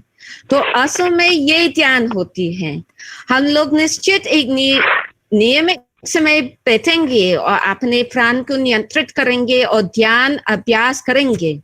लेकिन साथ साथ अगर हम लोग दिन भर अपने मंत्र साथ साथ ले जा सकते हैं तो ये और अच्छा है, क्योंकि असल में ध्यान दिन भर चल रहे हैं। धन्यवाद मैम। प्रणाम। मुझे क्या गूगल ट्रांसलेट आपने ऑन रखा है? क्या गूगल ट्रांसलेट आपने ऑन किया हुआ है? गूगल ट्रांसलेट, क्योंकि नीचे कुछ गूगल ट्रांसलेट में कुछ ट्रांसलेशंस आ रहे हैं जो उतने फेथफुल नहीं आ रहे हैं, कुछ डिलीट हो रहे हैं टॉपिक से। गूगल ट्रांसलेट वो क्या जिन्होंने भी ऑन किया है, मुझे लगता है उसे ऑफ कर दिया जाए। Hello, thank you so much. Thank you so much, Madam. It was a very informative presentation and a very nice interactive session, and we are looking forward to many more presentations and sessions with you. Anytime. I'm always here for anyone who's interested in yoga. I'm always here for you. Pranam. Pranam. Thank you, Madam. Thank you. We are looking. We're moving forward. Our next resource person is Dr. Sushim Dubey. Dr. Sushim Dubey is currently working as Program Officer in Indian Council of Philosophical Research, New Delhi since 2009. Prior to this, he has taught philosophy and yoga in Yoga Center, Rani Durgavati University, Jabalpur, and Morarji Desai National Institute of Yoga and Government Autonomous MSc College, Jabalpur. Dr. Dubey has received his MA and PhD in philosophy. He has been recipients of University 3 gold medals, 3 national fellowships, and visiting fellow to Department of Sanskrit, Dr. S.S.G. Sagar Central University, India. Dr. Dubey has for his credit publication of 12 books, 24 research papers, 14 articles in yoga, spiritual magazines, and radio talks on yoga, one television broadcast on Surya Namaskar to Edicet. Dr. Dubey's significant academic research contributions include numerous books. Dr. Dubey has also received many honor certificates. What ought to be mentioned here today is that amidst this lockdown that is going on that is the pan-Indian scenario now, all the webinars that has been held on yoga in the present day, Dr. Dubey has been present everywhere. He has been presenting, he has been attending the sessions virtually. More so, Dr. Dubey has shown his initiative and support for today's webinar every moment. He has been keeping in touch with us regarding the progress of the webinar. So much. So now we are all of us, all the listeners and viewers are eagerly waiting to listen to you on the topic that you have already given to us, that is importance of yoga. Sir, please.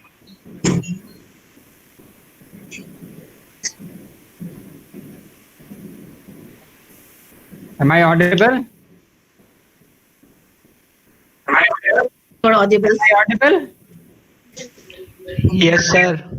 Yes, sir. Yes, sir, you're audible.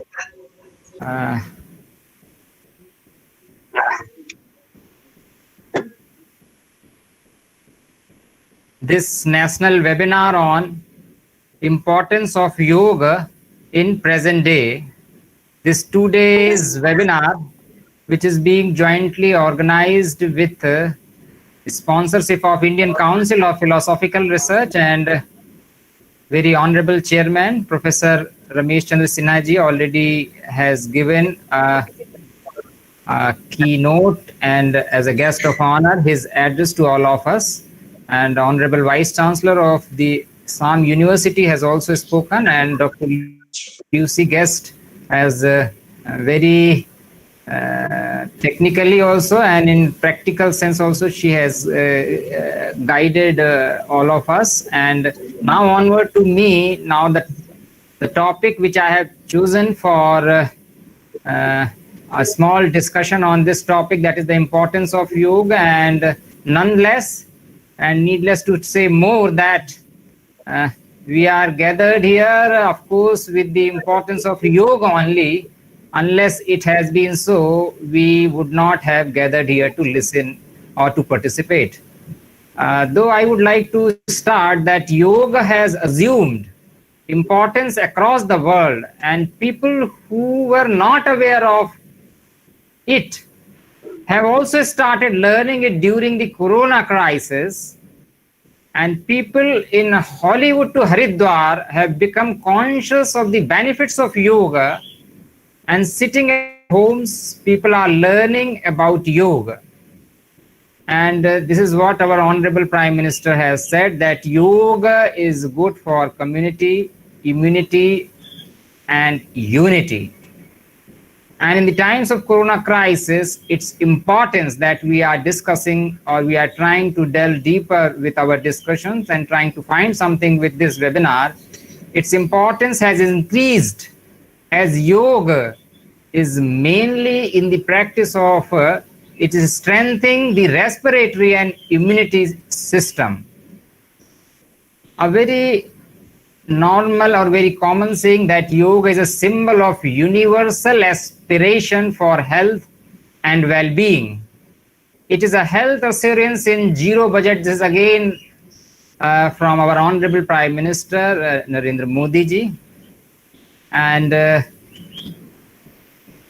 actually, when we are talking about the yoga and it's a vast Indian tradition and our rich cultural heritage, we come across that yoga is an invaluable gift from our ancient tradition to all of us.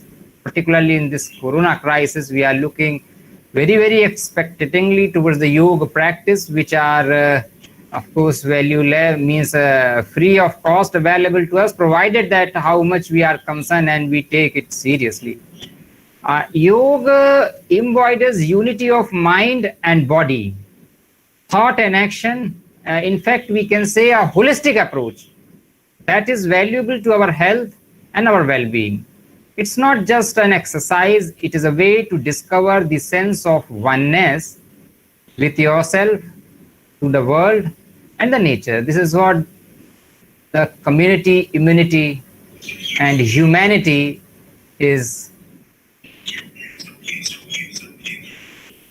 has been spoken by has been given by our Honorable Prime Minister. In fact, yoga originated from India and now globally popular and officially accepted by UNESCO. Yoga as an ancient physical, mental, and spiritual practice. The word yoga, which is itself derived from the Sanskrit, it means to join or unite. If we say in its all sense, that is symbolizing the union of body and consciousness.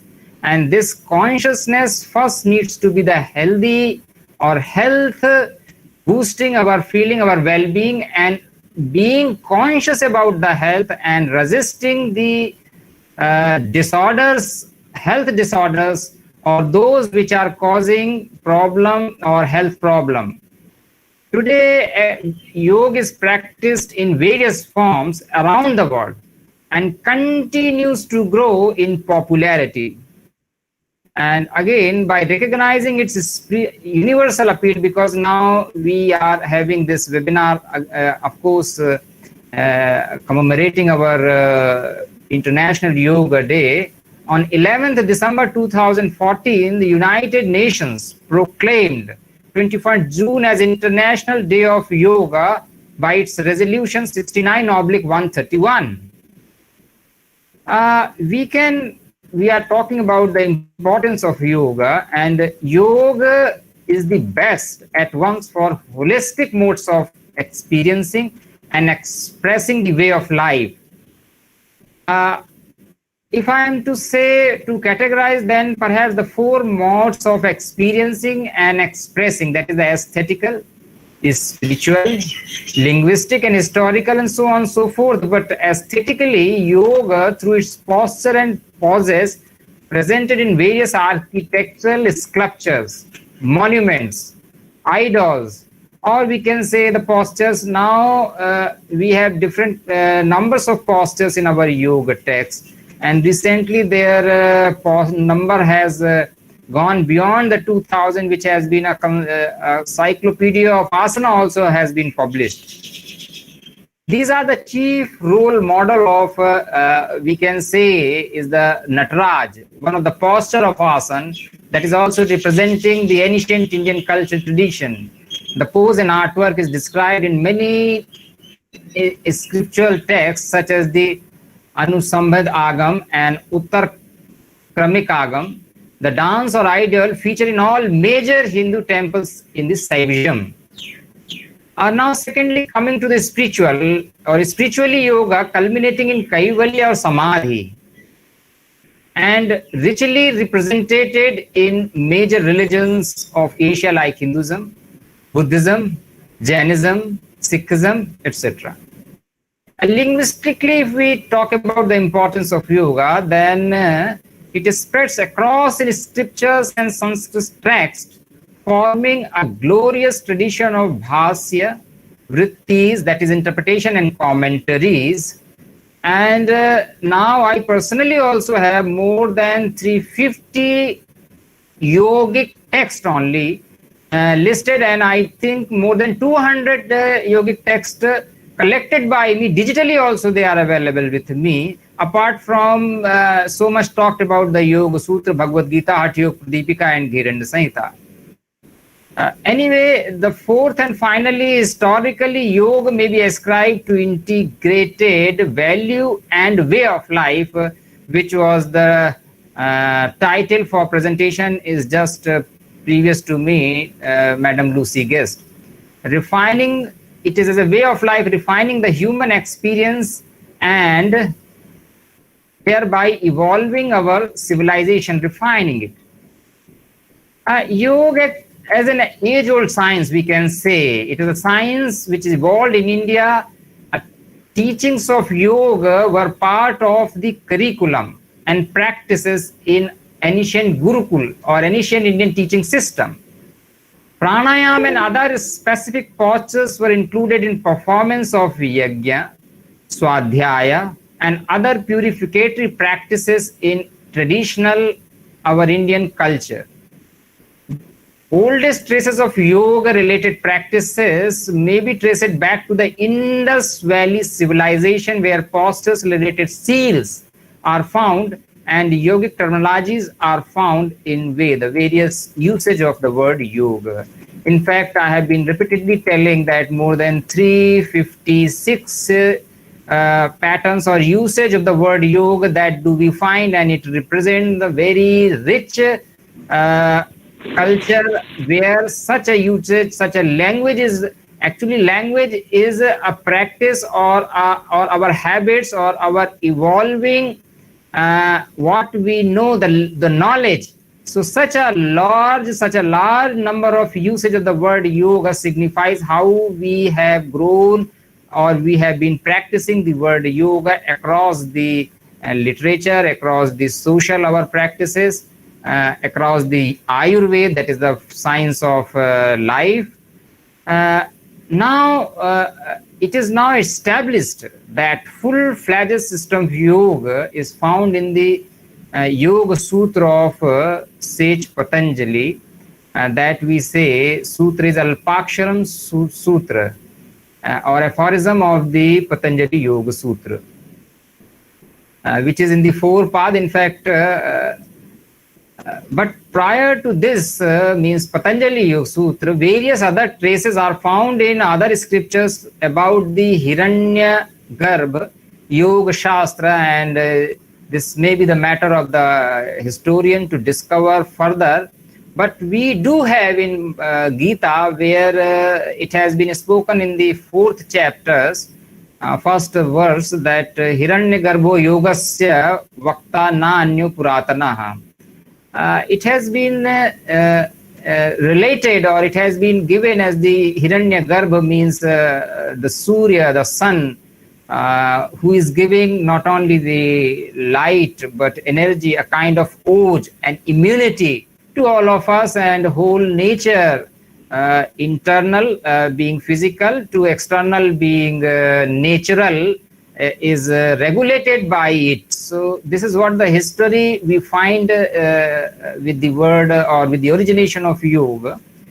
A yoga for the first time in systematic spiritual path, if we come for discussion on this and giving importance, then it was advocated by Swami Vivekananda to the West, because we are talking about well-being, a well-being center. And yesterday I was in the program where it has been presented that almost 5 crores people are engaged in the practice of yoga in USA in some way. So not long back, but the time of Swami Vivekananda, it has been advocated there, and with the observation of efficacy of yogic practices for keeping the body healthy, tuned, and mind motivated, which were essential requirements not only for the spiritual path, but also for the happiness, harmony, that was gained. Apart from the spirituality, other reasons for importance of yoga as a health practice were simple, light, if you say exercise, otherwise these are the practices for health, which rejuvenates mind and body both. Economic, it is economical.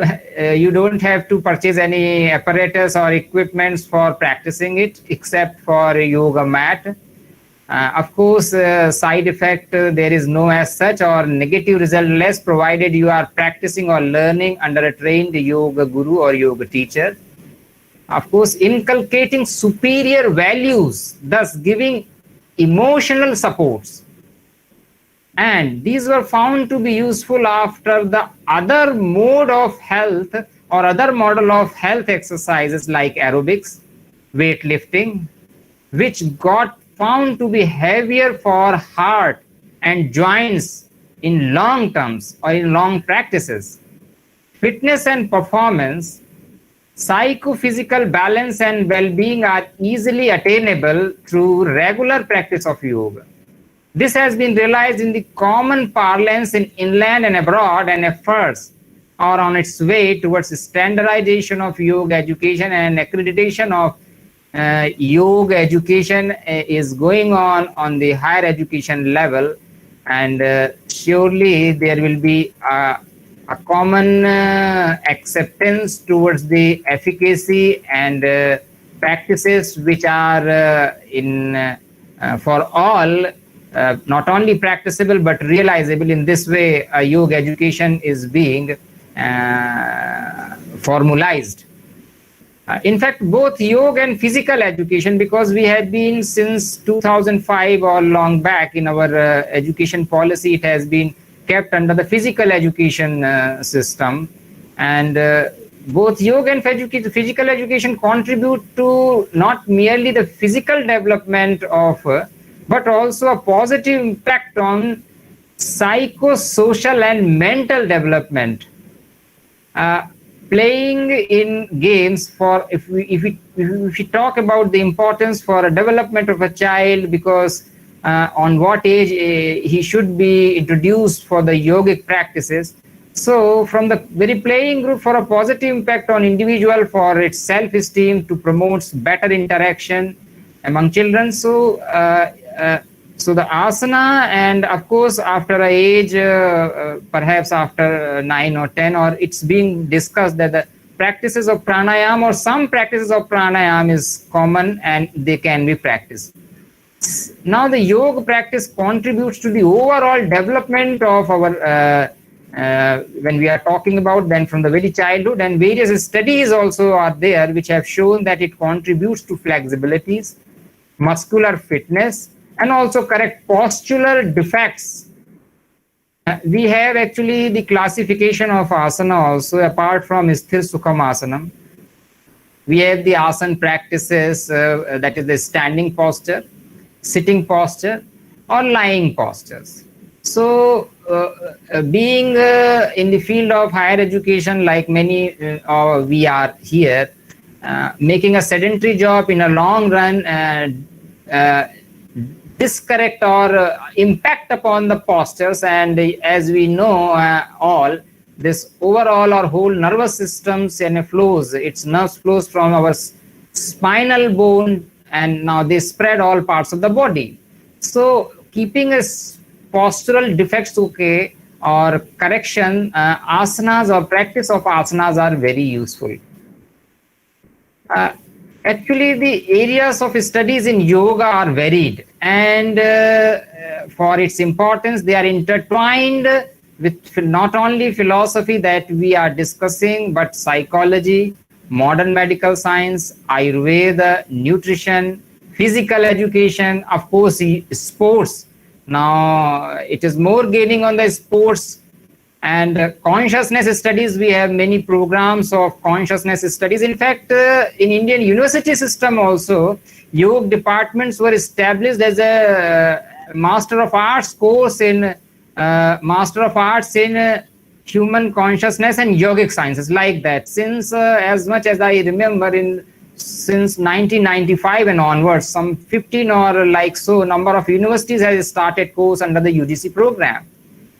Anyway, I was talking about the importance of yoga, and study of yoga has now gained importance not only with the branch of yoga, but multidisciplinary research have carried out. And if I am to say about not only in our common parlance discussion, or that we are delving this webinar through, but in terms of specified awarded research in Indian university education system, then in terms of doctoral research, which up to the 2013 year, there has been more than 600 PhD only in yoga, and onward it has been gaining. And yesterday also in the program, more than 200 universities and departments or institutions now have been running the course on yoga. Of course, now I am just again coming back. If we are classifying for its importance of yoga and analyzing that, then there are the various branches, or there we are studying yoga and its importance, and systematically studies are there, like yoga literary area, where we are reading our yogic text, say like Yoga Sutra or Patanjali Yoga Sutra and Hatha Yoga Pradipika, Ghiranda Saita, and its textual study in Sanskrit also. These kind of any researches are going on. Then we have very prominent and emerging and promising area of yoga therapy that we are looking forward for standardization, and of course those practices which are advised and prescribed for better health during in our normal routine life and keeping well-being and immunity also. So this is the yoga therapy area, and this made our focus on methodology of research work in therapeutically aspects of yoga and its potential management of various ailments and diseases. More and further drilling onto it, there are the yoga and its clinical area, and it is focusing on the research which is involving clinical studies of yoga mainly. These are in physiology, in medicine, in biochemistry, and various institutions like AIM and PGMRI, Chandigarh, Nimhans, Bangalore, and S. Vyasa and Dev Sanskriti universities. They are all involved in bringing out the clinical aspects of research, and it is day by day going deep in the establishing the clinical facts on the practices of pranayam, how they are important and how they are affecting our health and balance of health, or blood pressure management, or endocrinal glands impact of yoga or the bandh, and like so on. Another area which is of important and for any discussion, that is psychological area. Studies of yoga and importance of yoga is not limited to the philosophy or Sanskrit only. It has gained because psychological counseling or psychological counselor also are advising, and they are taking yoga seriously and advising yogic practices, and also for understanding our own mind, because awareness or mindfulness, they are all related with our understanding of our own psychological state, our mental state. And yogic text from Gita to Yoga Vasist, Adi and Vyadi, I have been so on and so forth, keep on talking on this matter in many programs also. So just in the nutshell, through this psychological understanding of our own self, our own state of health, where we are healed continuously, there we can understand the state of health, and we can, through the yogic practices, when we do with the state of awareness, we can learn how these practices are fulfilling the gap of our imbalance in lifestyle, or imbalance in foods, or our too much absorption of work, or avoiding the healthy routine or healthy lifestyle. So this psychological areas and so many research in psychiatry departments or clinical psychology, they are going on. Now I come to the yoga and physical education and try to say something about the importance of yoga. Physical education, as in an Indian education system, yoga was kept there for more than, I think, 20 years. And school children received yoga from the physical education teacher, and they have been teaching it, and we have the physical education departments in universities and colleges, they are dealing with yoga and physical education or sports area also, for endurance, for performance, or for capacity building yoga techniques, how they can be useful for enhancing the overall performance. And in the last, yoga and Ayurveda, in fact, we have the integrated system or integrated approach in our Indian tradition, where if you go to read the yoga, it will give it will take the Ayurveda also to support it, or to we have to go in the Ayurveda also. And if we go Ayurveda practice also, we find the Ashtanga yoga or yogic practices advised there also. So they are complementary to each other. So being in this webinar and talking about the importance of yoga, and I have tried to bring out something that we can discuss upon, and I have tried to mention some of the research work that have already done in the areas or various areas of yoga, which itself can establish the ongoing or ever-going need and healthcare management system that we need to have, because that is genetically available in our mind, body, that we can practice and we can gain. So practices of yoga are very natural to us. And this point or this juncture, I invite attention of all with the importance of yoga.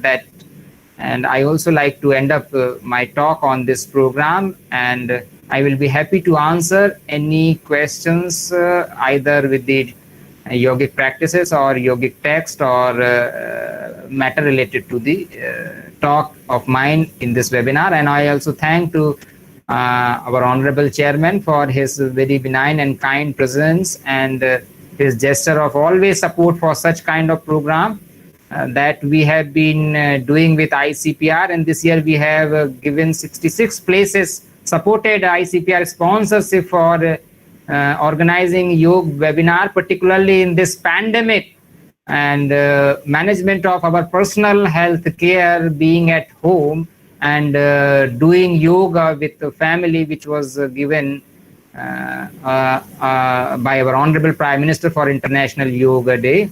And also to organizer who has taken all pain for organizing this program. So I thank you all and all the participants who have listened to me. Thank you all, and my namaskar and jai Hind. Thank you so much, sir. It was a very informative lecture. Hope everyone will be benefited by this. And sir, once again, I'd like to thank you from the beginning.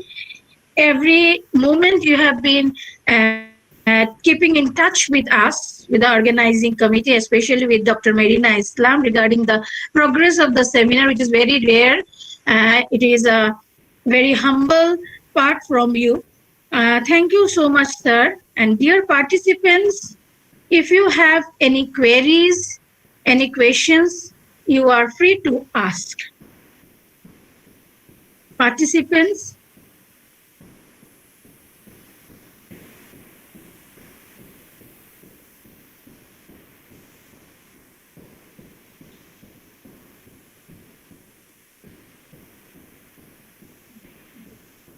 So thank you, Dubey, for your constant support. Even in the today morning onwards, you are constantly contacting me, and your effort, support, providing me platform. So it is because of your effort that I am able to organize this seminar. Thank you so much. And I have one question. I would like to know how the cooling of mind is possible in through yoga. Am I audible? Any question to me? Anything to me? Yeah. I asked you one question. How the cooling of mind is possible? Cooling of mind.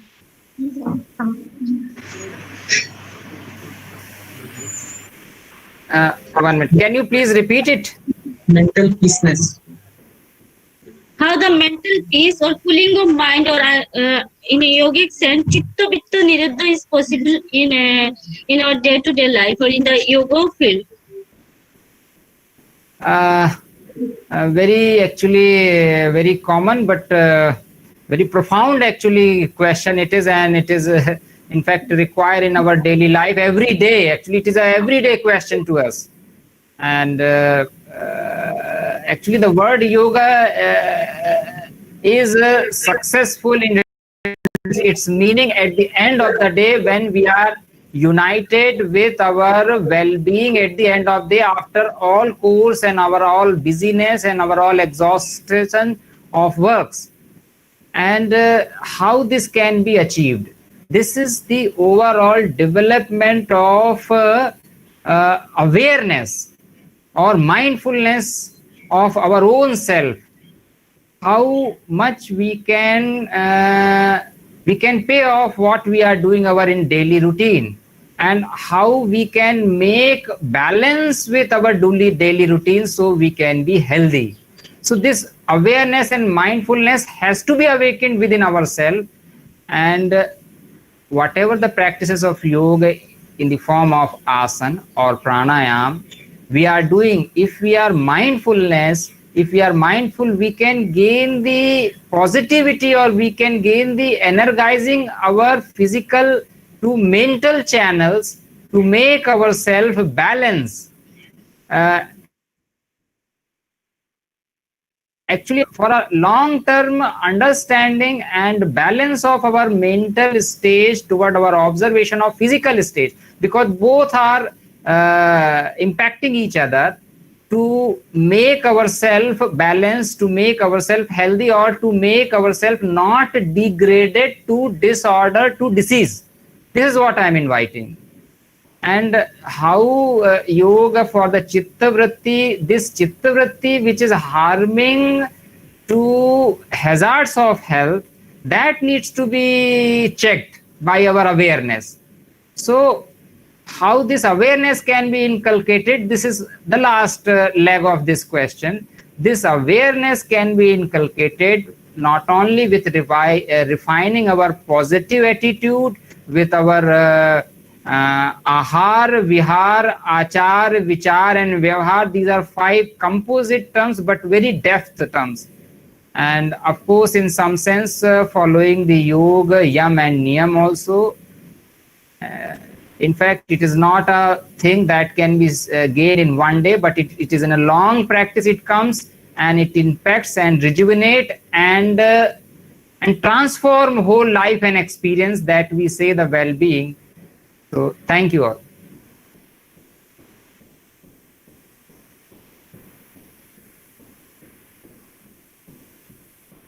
Dear participants, do you have any more questions and queries?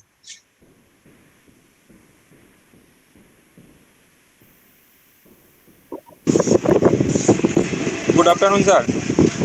Good afternoon. Sir, this question is very simple because, sir, these present days, whose professionals is priority, or scientist or yogi?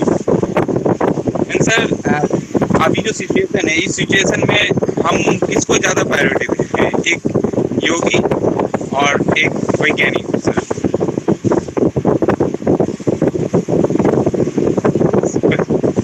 please switch off your mic and I reply. Air is coming through mic. Well, this is not a question of giving importance to any scientist or yogi.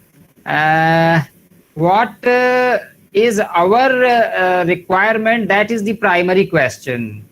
If scientist is satisfying us, we cannot ignore, because truth is everywhere and truth has to be accepted, and truth is there in the yoga also as the first yama.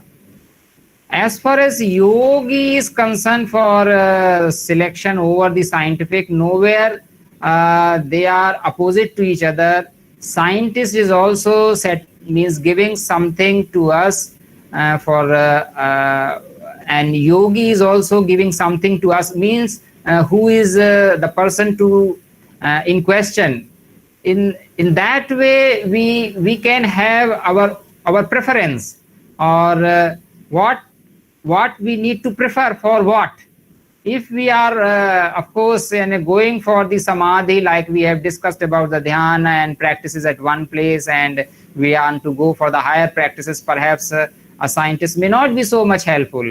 In that way, yogi has to be preferred. If we are searching for the guru, then yogi has to be preferred. But as much as we want to see the yogic practices to be acceptable in the criterion of science, they have as a verifiable modes of the scientific methodology, there we will go with the scientific, our our tendency, and we will accept them. We will more be with them. Yes, pranayam practices has been shown that they are affecting respiratory system, and such pranayam practices make us healthy, or it is useful in the disease or disorder management. That we will accept. So our mind goes or more trained with the scientist way of doing things.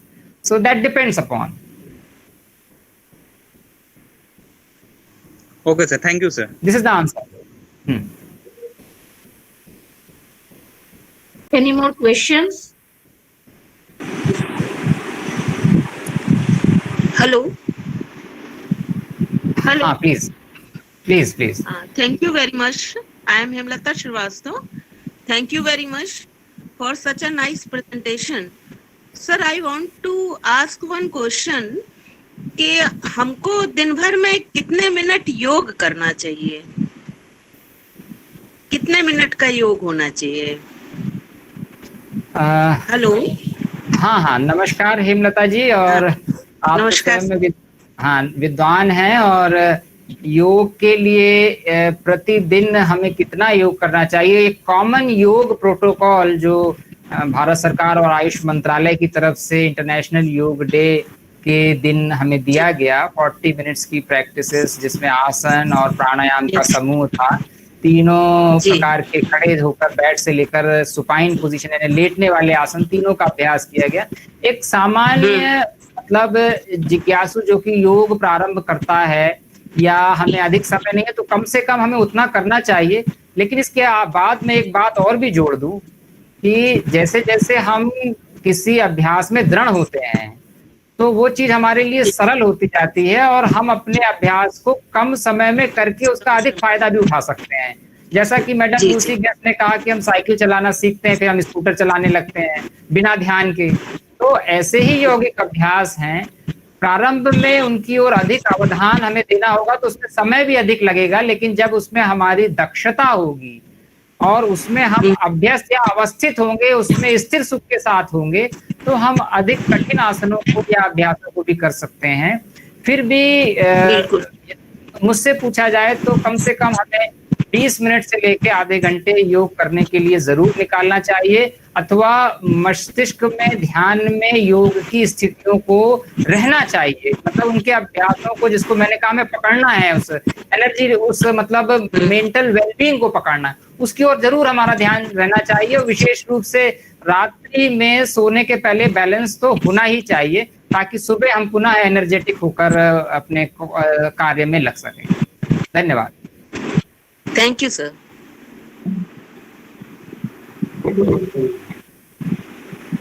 Any more questions, please? Dear participants, do you have any more questions or queries?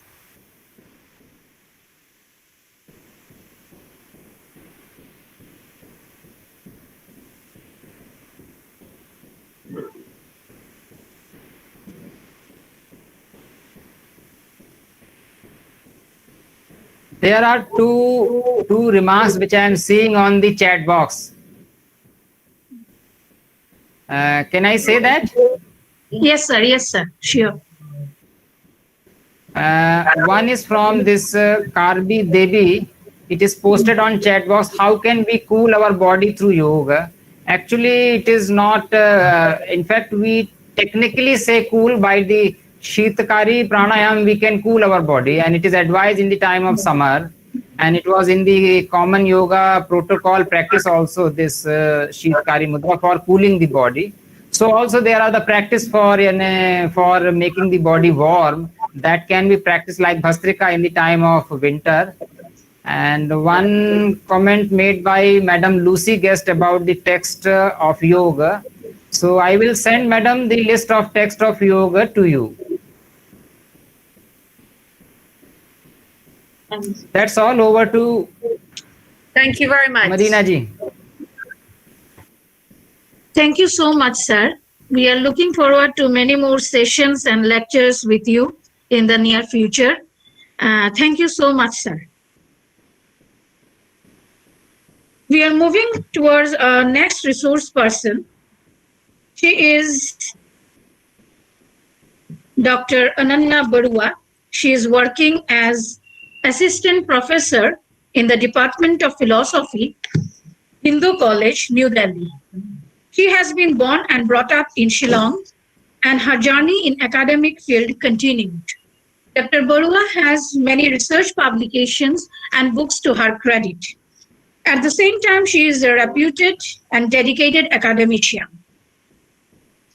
She is working in Hindu College, and it ought to be mentioned here that Hindu College is ranked number 1 all over India in the recent India Today publication and number 3 in all over India NIRF. Madam, we are looking forward to you for your lecture session.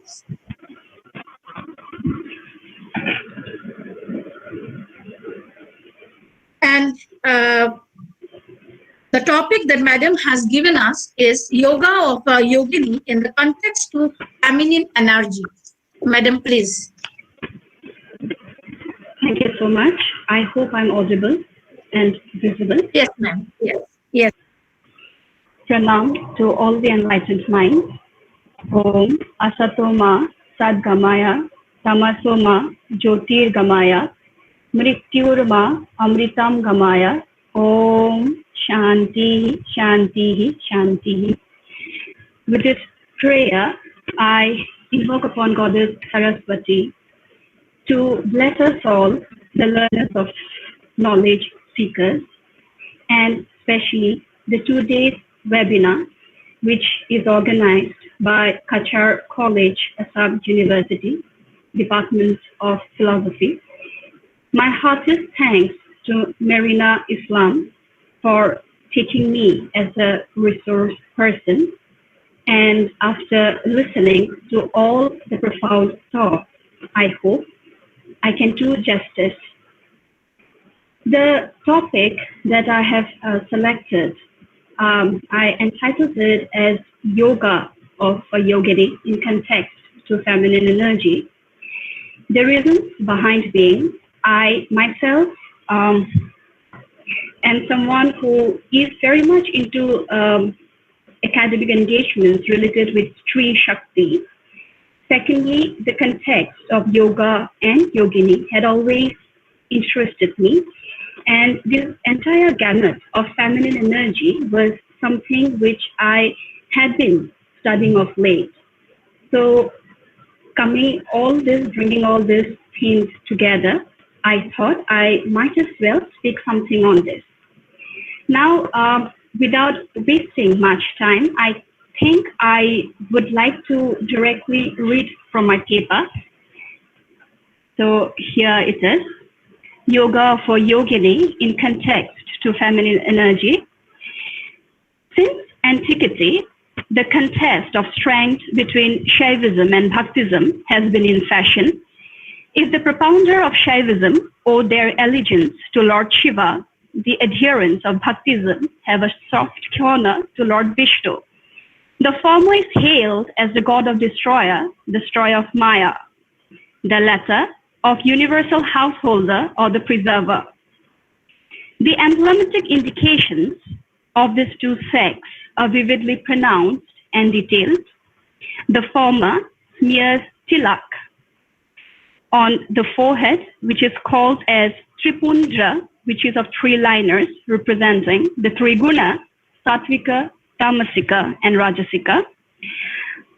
On the other hand, the Vishnuvites or the Vaishnavites smeared Vishnu tilak, called as Tirupundra, which is called as Urdhva Pundra, or upward U-shaped, which is in the feet of Lord Vishnu. And the emblematic indication is they look upwards for possible moksha from material bondage. Interestingly, if Hari is the name of Lord Vishnu, Hara Hara Mahadev, the Mahadev or the god of Devtas residing in everyone, Hara, is what the slogan of the devotees of the Shiva screams out. Shri and Yogini. The very name Yogini is derived from the Sanskrit term yoga, and we had a lot of enlightened deliberations on this theme, yoga or yuj, which is the union of the mental world with the spiritual realm, has been discussed and deliberated by Madam Lucy, by Chairman Sir, by Dubey and others. In simple words, yogini is a lady who is associated with the practice of yoga. A Stree in Sanskrit is derived from the three terms Sattvika, Sa, Tamasika, Tra, and Rajasika, Ri.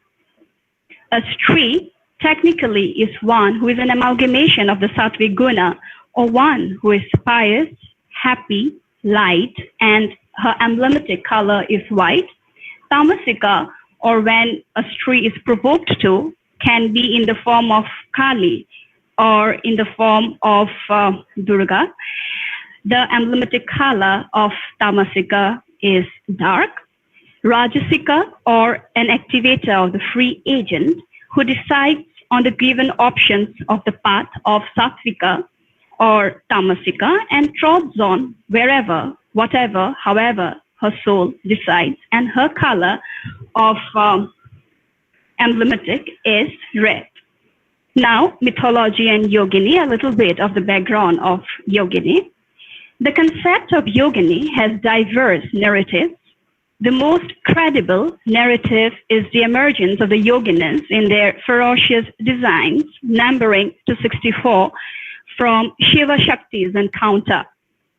This encounter traces back to their diamond Sati, or also called as Dakshayayani, the youngest daughter of King Daksha, insisting on her husband, Shiva, to visit the yagya, or the ceremonial fire, at her father's palace uninvited. On being denied initial permission, it is said that Sati did put her foot down and took the ferocious rupas of yoginis. Lord Shiva awkwardly exited from the premises and falteringly allowed Sita to go. Quotation from the Hija 1986 publication. In the Mahabhagavata Purana, Shiva forbids Sita to disrupt her father's yagya, and in doing so, he makes her very angry. In her wrath, she transforms into a fearful woman who is plainly unlike the graceful Sati. She loses her composure, her hair messy, and her temperament fiery. She develops 4 arms and her wagging tongue lolls out of her mouth. She is also garbed in a garland of human heads and a half-moon crown. This terrifying form of Sati is known as Kali. Shiva is so afraid by this, he tries to flee, but to prevent his escape, Sati blocks his way with her 10 different forms, the Mahavidyas, or wisdom goddesses. Shiva is so shocked and terrified by this that he finally allows Sati to go to the sacrifice. This is from the Hija 1986 publication. Traditionally, yoginis or Mahavidyas are so called because they are the deity who emanates from the second part of Stree, Tamasika. It is the strong Shakti found in Tamasika Guna that converts a Stree to a yogini. Sattvika is the polar opposite of Tamasika, as it is submissive, giving, nurturing. Though few yoginis are taken also as an extension of Sattvika too. Popularly, there are taken to be 64 yoginis, though this number is contestable. This 64 yoginis, I'm going to mention some of them, definitely not the 64. The 64 tantric yoginis are: 1. Kali Nitya Siddhanta, eternal dark goddess, mother of perfected yogis. 2. Kapilini Nagalakshmi, snake goddess of prosperity who wears a garland of cows. Kuladevi Swarnadeha, illuminated tribal goddess of golden body. Kurukulla Rasanatha, cause of knowledge, ruler of nectar. Viprodinihi Vilasinihi, one who enjoys paradox. Viprichita Ratrapriya, Raktapriya, inspires the heart for the passionate beloved. Ugra Rakta Bhoga Rupa, form of enjoyment in untamable passion. Ugraprabha, Sukrantaha, ruler of clarity, wonder, and commander of the untamable. Dipa Muktihi Rakta Deha, lights the lamp of freedom through the body of passion. Nila Bhukti Rakta Sparsha, enjoys the beautiful illusion of space through the touch of passion. Ghanamaha Jagadamba, fullness of the great mother of the world.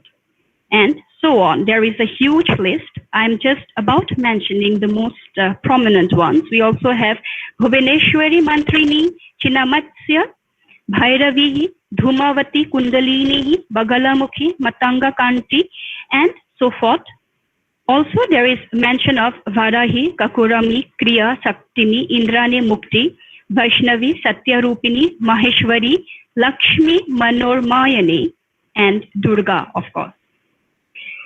Yogini is an embellishment of Shaktism followed in our Indian culture. However, the offerings offered to appease the yoginis are often crude and gross in their tamasic form, such as blood, meat, alcohol, and more. This much is clear that Shaktism is the antithesis of Vaishnavism. Before I further proceed, I would like to bring to your notice the very emergence of, or the connect between yoga and yogini. Yoga as a philosophical school was introduced by the Saint Patanjali. Let me begin with the following quote.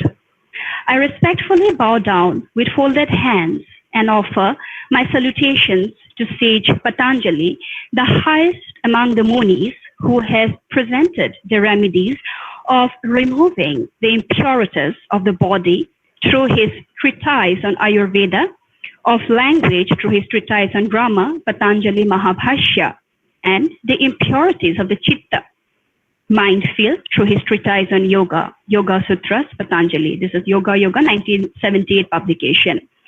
The Yoga Sutra 2.29 citation mentions about the Ashtanga, or the 8 Ashtanga Yoga, 8 lanes of Yoga Darshan, as we all know: Yama, Niyama, Asana, Pranayama, Pratyahara, Dharana, Dhyana, Samadhi.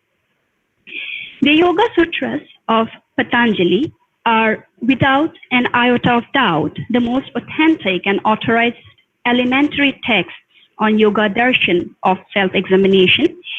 The Yoga Sutras are more than 5,000 years old, and their thematic relevance is more new than ever before.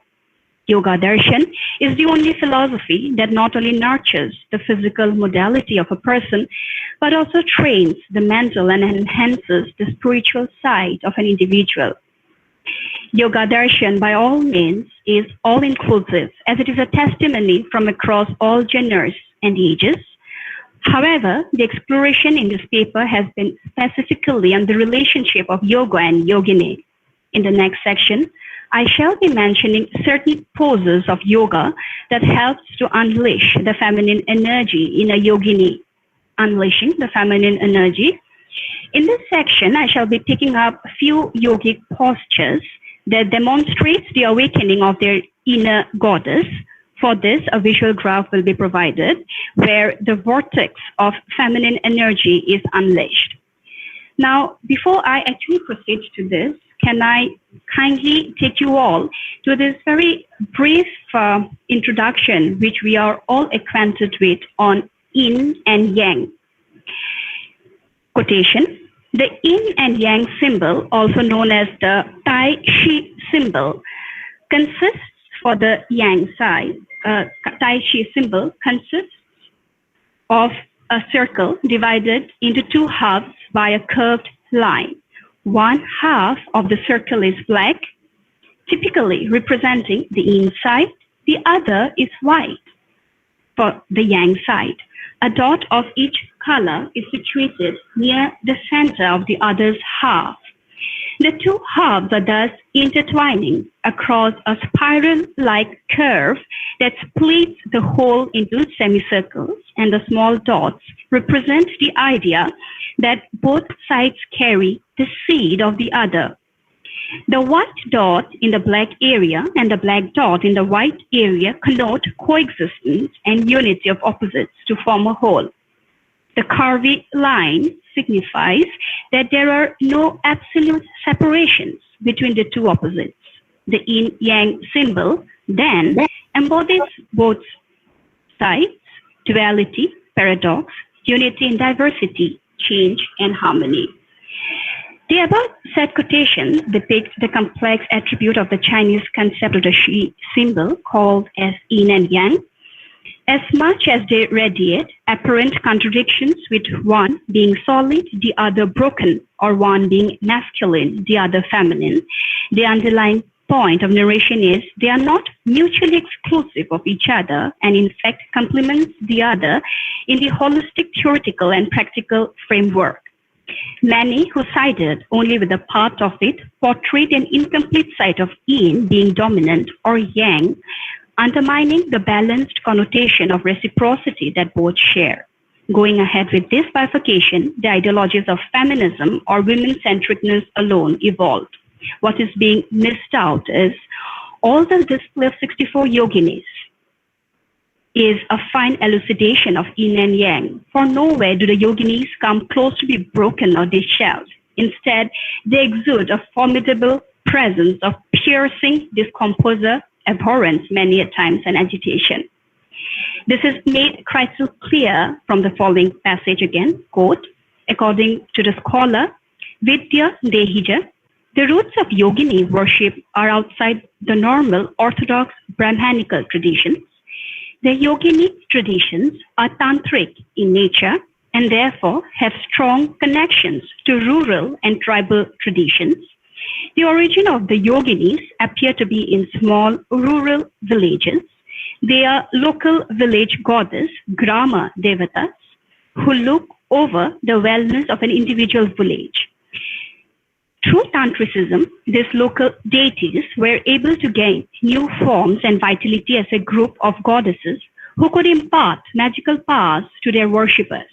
The cult of the yoginis is often associated with a sense of fear and awe because the yoginis are sculpted with demonic expressions or other dark attributes. When the yoginis are depicted in sculpture or described in text, they often have the heads of various birds such as parrots, hawks, peacocks, eagles, pigeons, and owls. They were also carved with characteristics from other animals like frog, elephant, jackal, goat, ox, tiger, horse, snake, and so on. Along with having the qualities of birds and other elements, the yoginis are repeatedly talked about as having severed heads in their hands or scattered among their feet. In one story from the Padma Purana, the yoginis is called by Shiva to consume heaps of flesh from a demon head that Shiva had severed. This story talks of how they rejoiced after eating the flesh and drinking the blood of the demon, and describes them as having enormous bodies and sharp fangs. Yoginis are occasionally depicted with numerous arms, anywhere from 4 to 8. It is pivotal to point out at this stage that yin and yang are not the binary antithesis as they are made out of. As distinct and unique they both are, there is an underlying thread that connects the two extremes. This thread is the thread of shared belongingness that echoes with harmony, balance, and parity.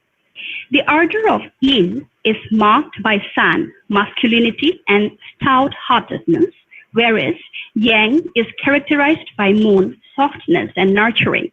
However, most of the yogic postures of yogini ascribed below states how yin and yang are subliminally merged, so they emerge in bold confidence, sitting, standing, or more such postures which exude an undaunted, valiant, and self-assured upbeat. The poised positions and postures of yoga oozes with strength, bold, and fearless moves. Yoga is surely not for the faint-heartedness. This I say so because yoga demands rigorous discipline, solid practice, and long and strenuous hours of commitment. The veterans of yoga speak about unvarying and unexceptional and sanctioned customary part and parcel of everyday life. I have just heard Dubey saying that a minimum of 40 minutes is necessary. And we have also heard Lucy Madam say that it doesn't matter whether we are ill or swasta, we need to have an assigned place where we can meditate and get involved in our yoga darshan. The physical and corporeal moves gives way to the smooth blending of emotional, mental, and spiritual roundabouts. Yoga completes both the outer and inner hygienic, healthy, and sanitized way of life. I come to the most important part of my paper now, feminine energy. I would be showing few graphics now, so I would like to share my PPT. And here the lady who is doing the yogic posture is Ms. Gitanjali Bhuya Rajkwa, based in Ireland. And she has been kind enough to give me her practice visuals. And if I know, it is just a happy moment for me to introduce her. So I will be showing her yogic postures now. Marina, I just hope I can share my PPT now. Yes.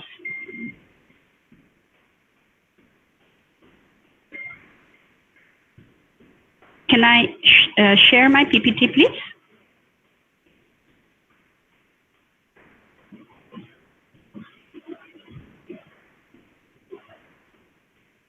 Is this, can you all see this?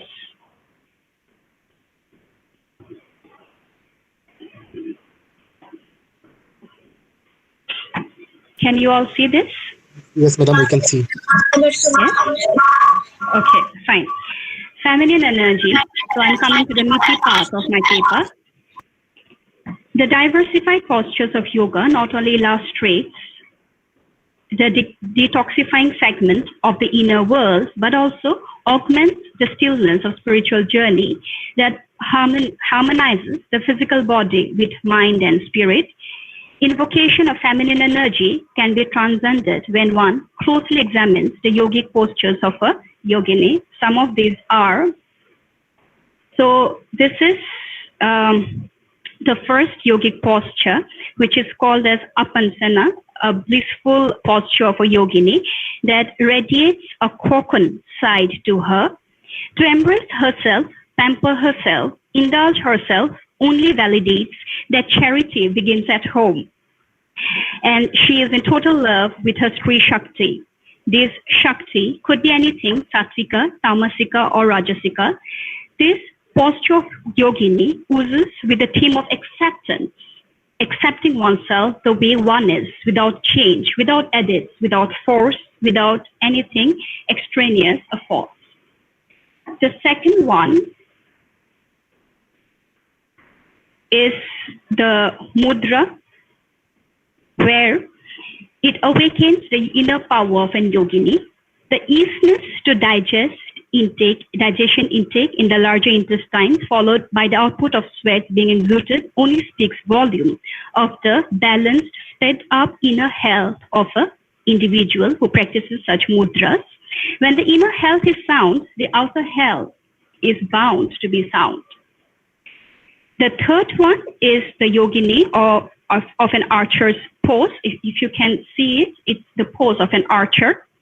The archer pose, the accomplished posture of an archer of a yogini, oozes with durability, substance, and vitality.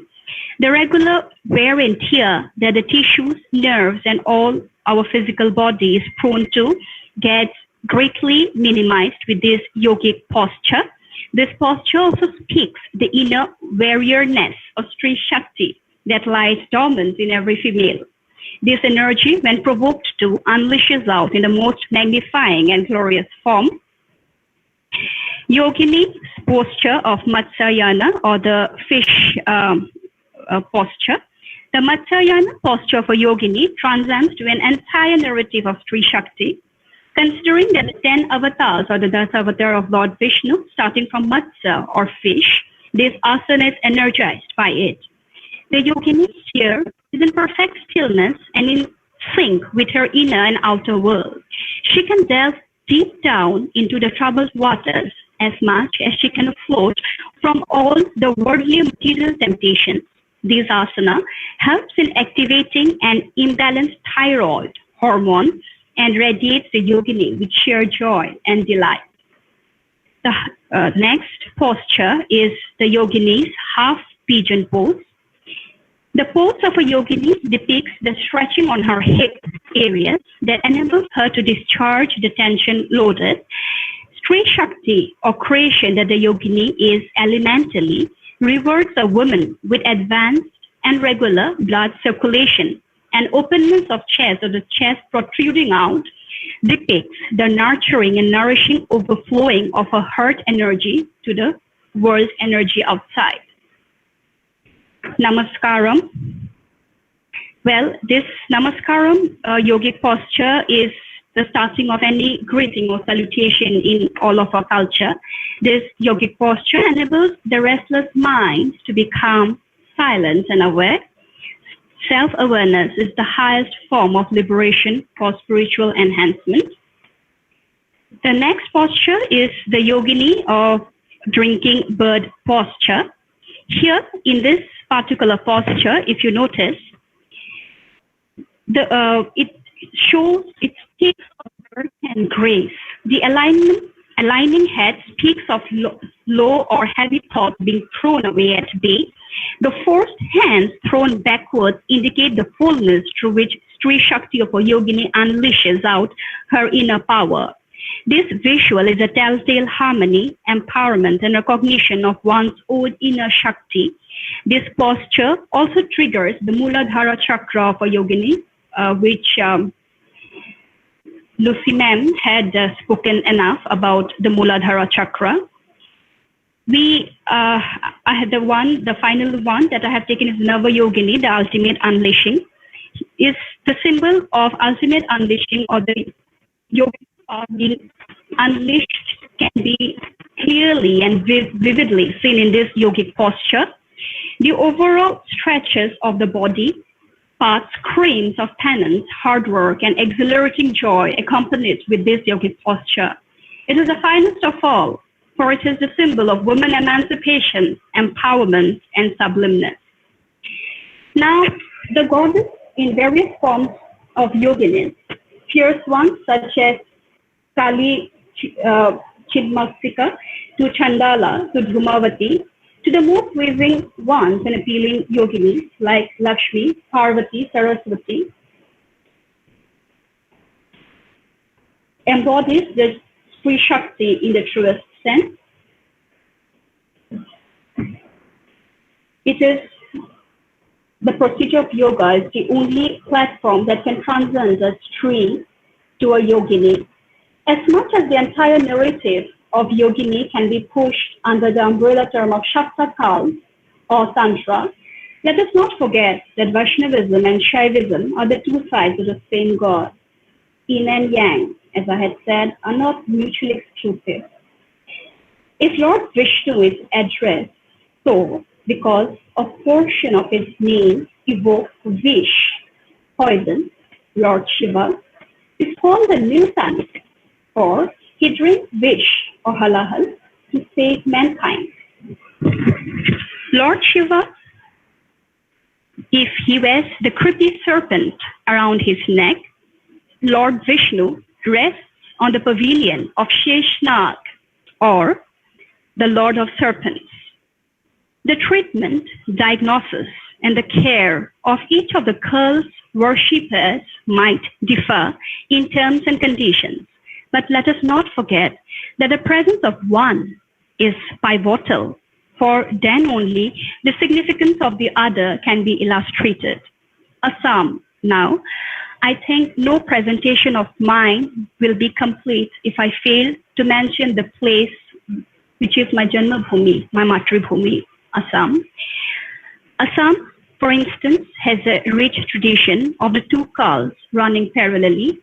As much as there is the opulent presence of Shakti peaks like Kamakhya Devi, or ferocious yoginis like Ugratara Devi Mandir, there has also been the tradition of Bhakti movement or the sing-song praises to Lord Vishnu.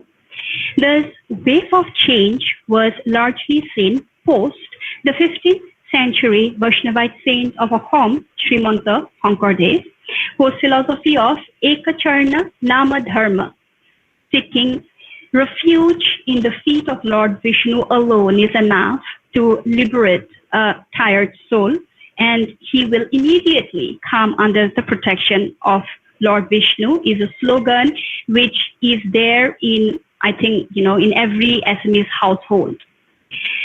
The rhythm of Sri Shakti, I'm coming to the conclusion of my paper now. The rhythm of Sri Shakti emerges when both the powers of yin and yang comes together and is fused to emerge into a successful narrative of the legend of Sri Shakti. The Odyssey of a Yogini is thus not only empowering, but also resourceful, inspirational, and living. Thank you so much to everyone for listening to my presentation. My heartiest salutation to all the enlightened minds who have spoken before me.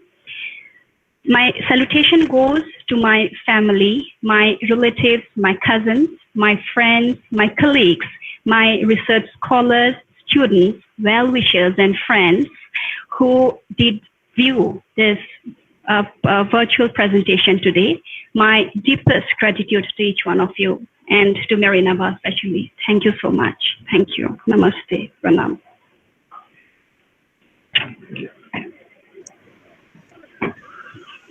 Thank you so much, madam, for your enlightening lecture. Your topic, yoga of a yogini in context to feminine energy. Ma'am, it is a very vast topic. You have enlightened it in very detailed.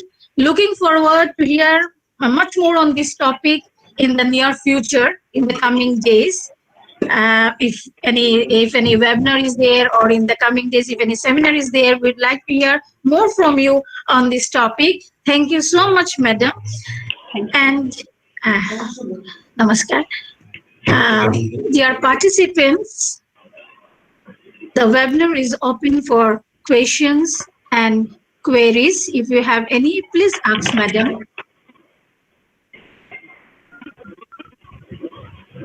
Hello. Yes. Hello. Yeah. Hello, ma'am. Yes. Hello. It's a very. Yeah. Can you hear me, ma'am? Yes, I can hear you. I can hear you. Okay. Anyways, it's a very wonderful. We have our own record, but we have to put the marks in the Hello. Yes. Yes. Can you hear me?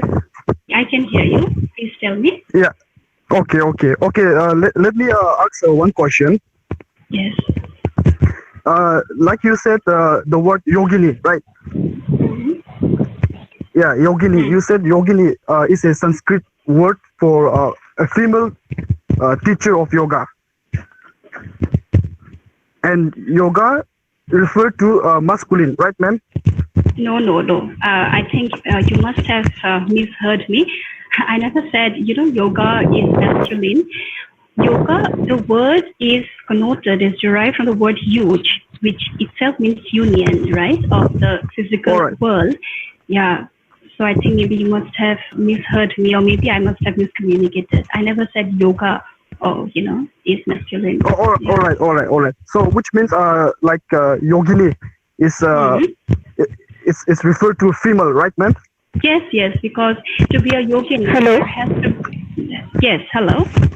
Yeah. There has to be a transcendence from Sri. Sri is, the regular one. Me, my cousins, my mother, everyone is a Sri. But to transcend from Sri to yogini, we need a lot of penance. We need a lot of hard work. So that's all right.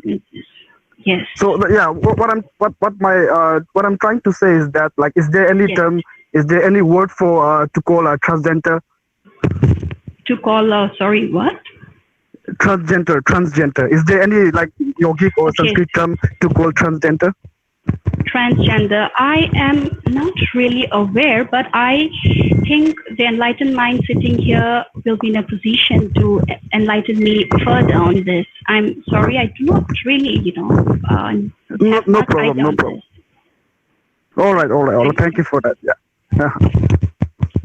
Specific instruction for naming. Hello? How to name. Hello?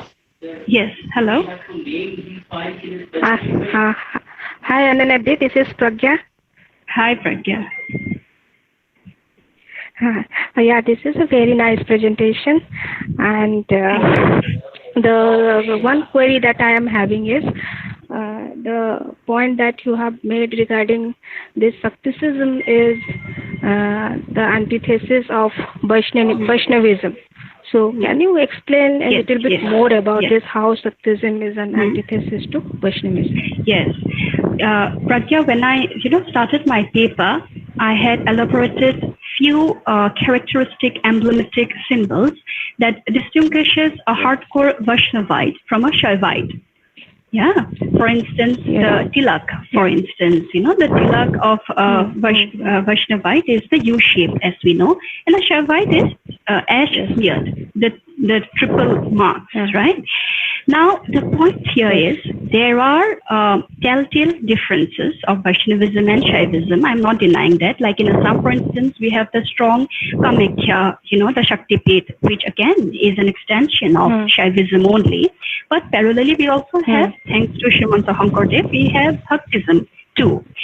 Now, though Bhaktism or Vaishnavism is an antithesis to Shaivism, I did bring in the point of yin and yang, where I tried to showcase that yin and yang are not contradictory. The existence of yin is necessary for the existence of yang.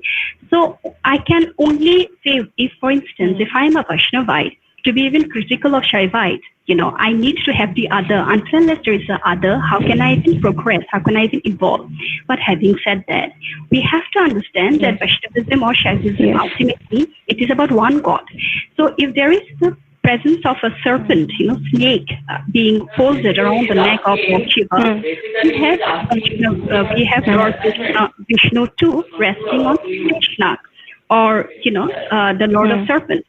So it is not that things are only emblematic only to Shaivism or to Vaishnavism. There are parallel. The narratives are parallel. So there is an antithesis to start on with. But I would think it will be a misnomer if we conclude it as they are completely distinct. I think they are complementary more than being contradictory. Achha. Okay. Thank you. Yeah. All right, Pragya. Thank you.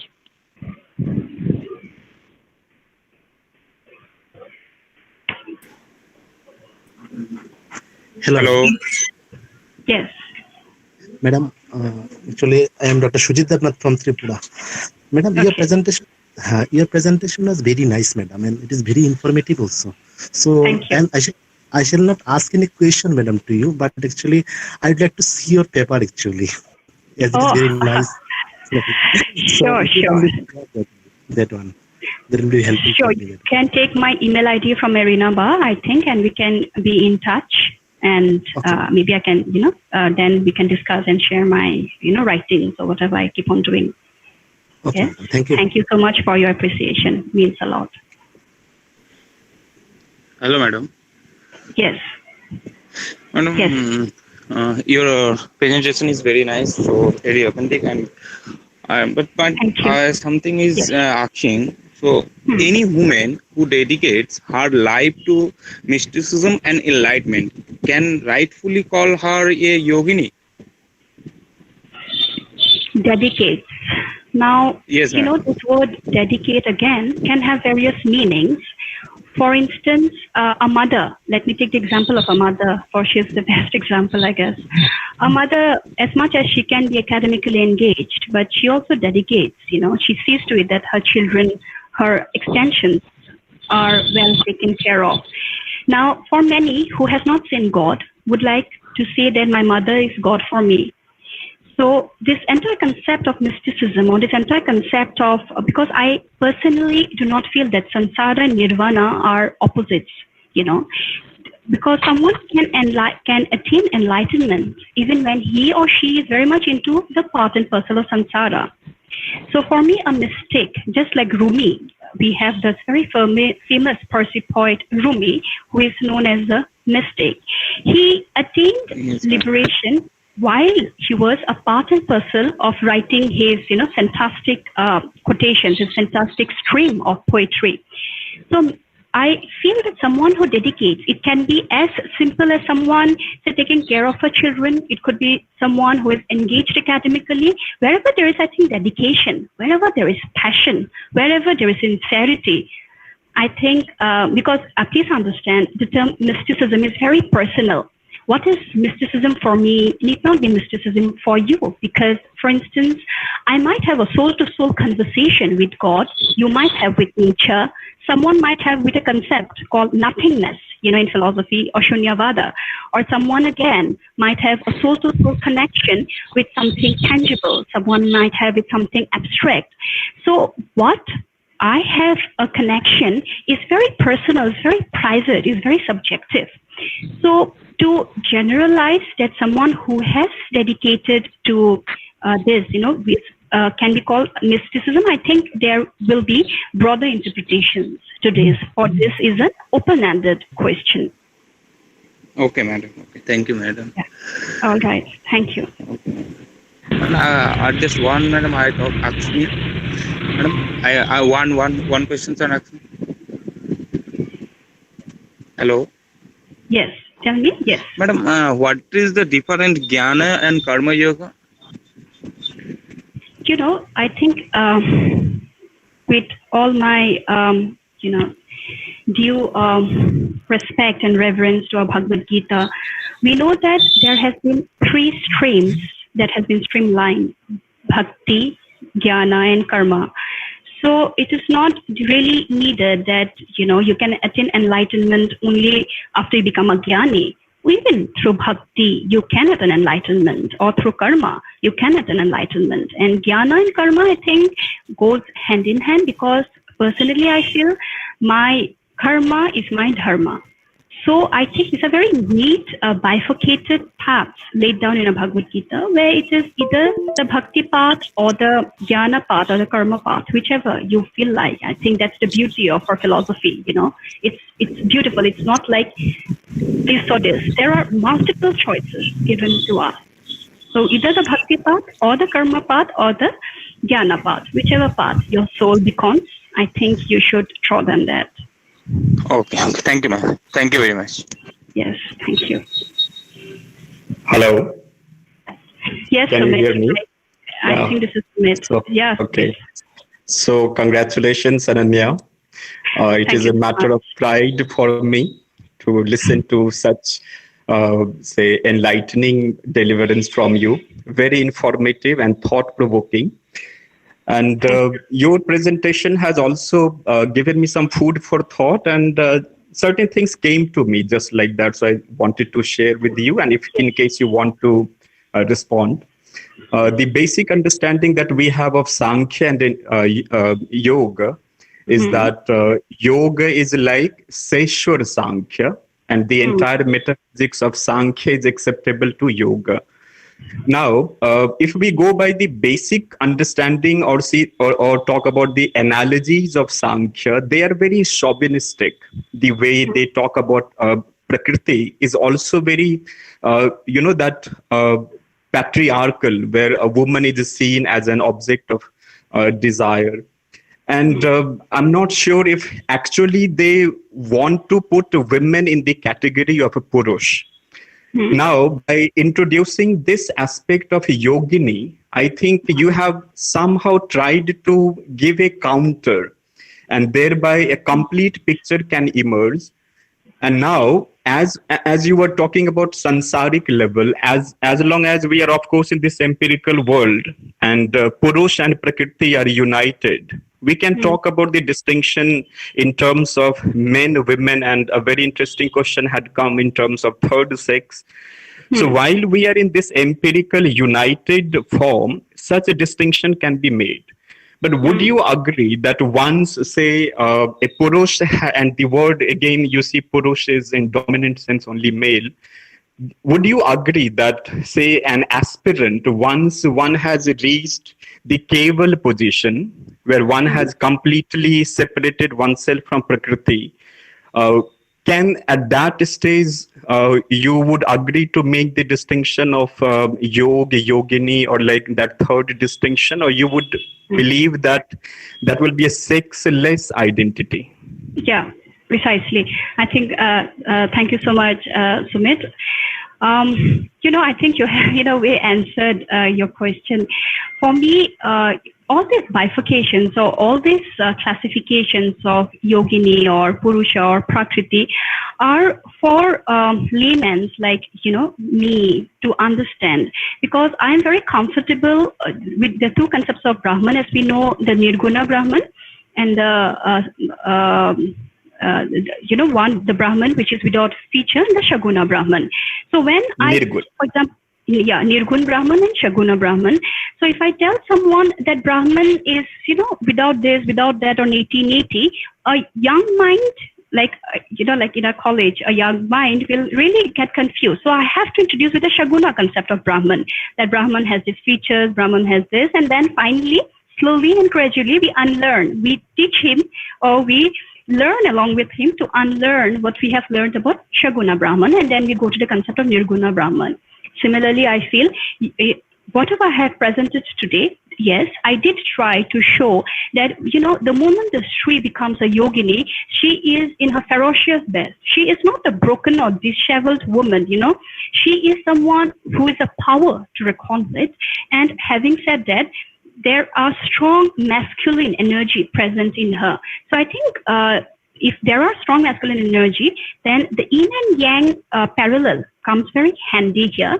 For we have to understand that ultimately, when we try to soar higher, the concept of moksha, or the concept of liberation or salvation, is basically one. It is without any form, it is without any feature, it is basically nirguna. So even the classification of yogini will just stop there. It will not go up to that level, because there it is one, it gets blended with everything. The classifications no longer hold a position. Is that fine, Sumit? Yeah, thank you. Thank you so much. And congratulations. Thank you. Ma'am, I had a question. Hi, Atman. Yeah. Good afternoon, ma'am. Ma'am, my question was that when yoga focuses on, the Ashtanga yoga focuses on yam and niyam, and ahimsa becomes an integral aspect of achieving your yogic enlightenment, then how do we reconcile what I understand as the contradictory aspect of the ferociousness of the yogini? Because from the way I understand it, if ferociousness is to be understood, then it goes in contradiction with ahimsa. Yes. Well, I think your question has two parts, Atman. The first part is about ahimsa, whether our objective is how to reach to ahimsa. And secondly, a yogini is dealing with himsa. So how can she attain ahimsa herself, if I'm right? Now, as we have discussed, Ashtanga yoga, definitely ahimsa is an integral part, but please understand, we can understand ahimsa only when we understand what is himsa. Only when I understand what is violence can I understand what is non-violence. If someone tells me, for example, if I tell my 6-year-old son that, please do not hit your sister. Now, what is hitting? He has to know, what is hitting first. Then only he'll understand the negation, the himsa means negation of himsa. So the concept is the yoginis. Please understand, Stri, the word Stri is a Sanskrit derivation of Sattvika, Tamasika, and Rajasika. So it is not that Stri is always nice and pious and Sati Savitri. She can be tamasic too when provoked too. She can be Kali. She can be Durga. So ahimsa, though yes, yoga does say ahimsa is an integral part, but please understand himsa, or and the himsa with whom? Himsa, the fight with yourself, the fight with oneself, the strife with oneself to be a better version, to be a evolver version. that is only possible when there's a rift, when there is a strife with you yourself. You're not really bothered much with the outside world, but you yourself. And I think that way, even the yogini, what are they doing? They're unleashing out their energy. Why are they unleashing out their energy? Because women, or Sri, as we all know, had been so-called, docile and so-called those very silent spectators. So the need to assert yourself. Sakti, for instance, when she puts her foot down to visit her father's palace and gate crashes the entire function, speaks volume of a woman who can also be tamasic, where we do put our foot down. So it is not that himsa and ahimsa are, though they are contradictory, but please understand, to understand ahimsa, I have to be very sure about the concept of himsa first. Yes, Atman? Yes, ma'am. Thank you so much. All right. Thank you.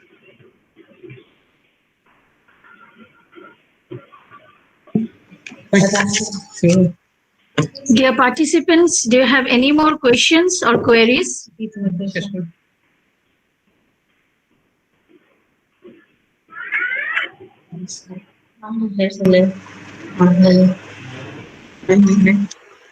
Thank you so much, madam, for taking out your time and enlightening us. Thank you so much, madam. With this, we come to the end of our today's section. I am thankful to all the resource persons who were present in today's webinar, in today's session. H. Lucy Guest.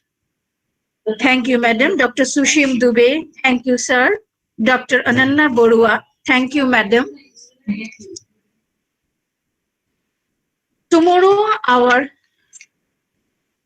we'll have our next session. That will be the practical session. And it will start at 11 a.m. We have 5 resource persons tomorrow, which will be the practical session. Along with that, we'll have the valedictory session. With this, we come to the end of our today's session of the first day of the webinar, Importance of Yoga in Present Day. Thank you so much. Good day.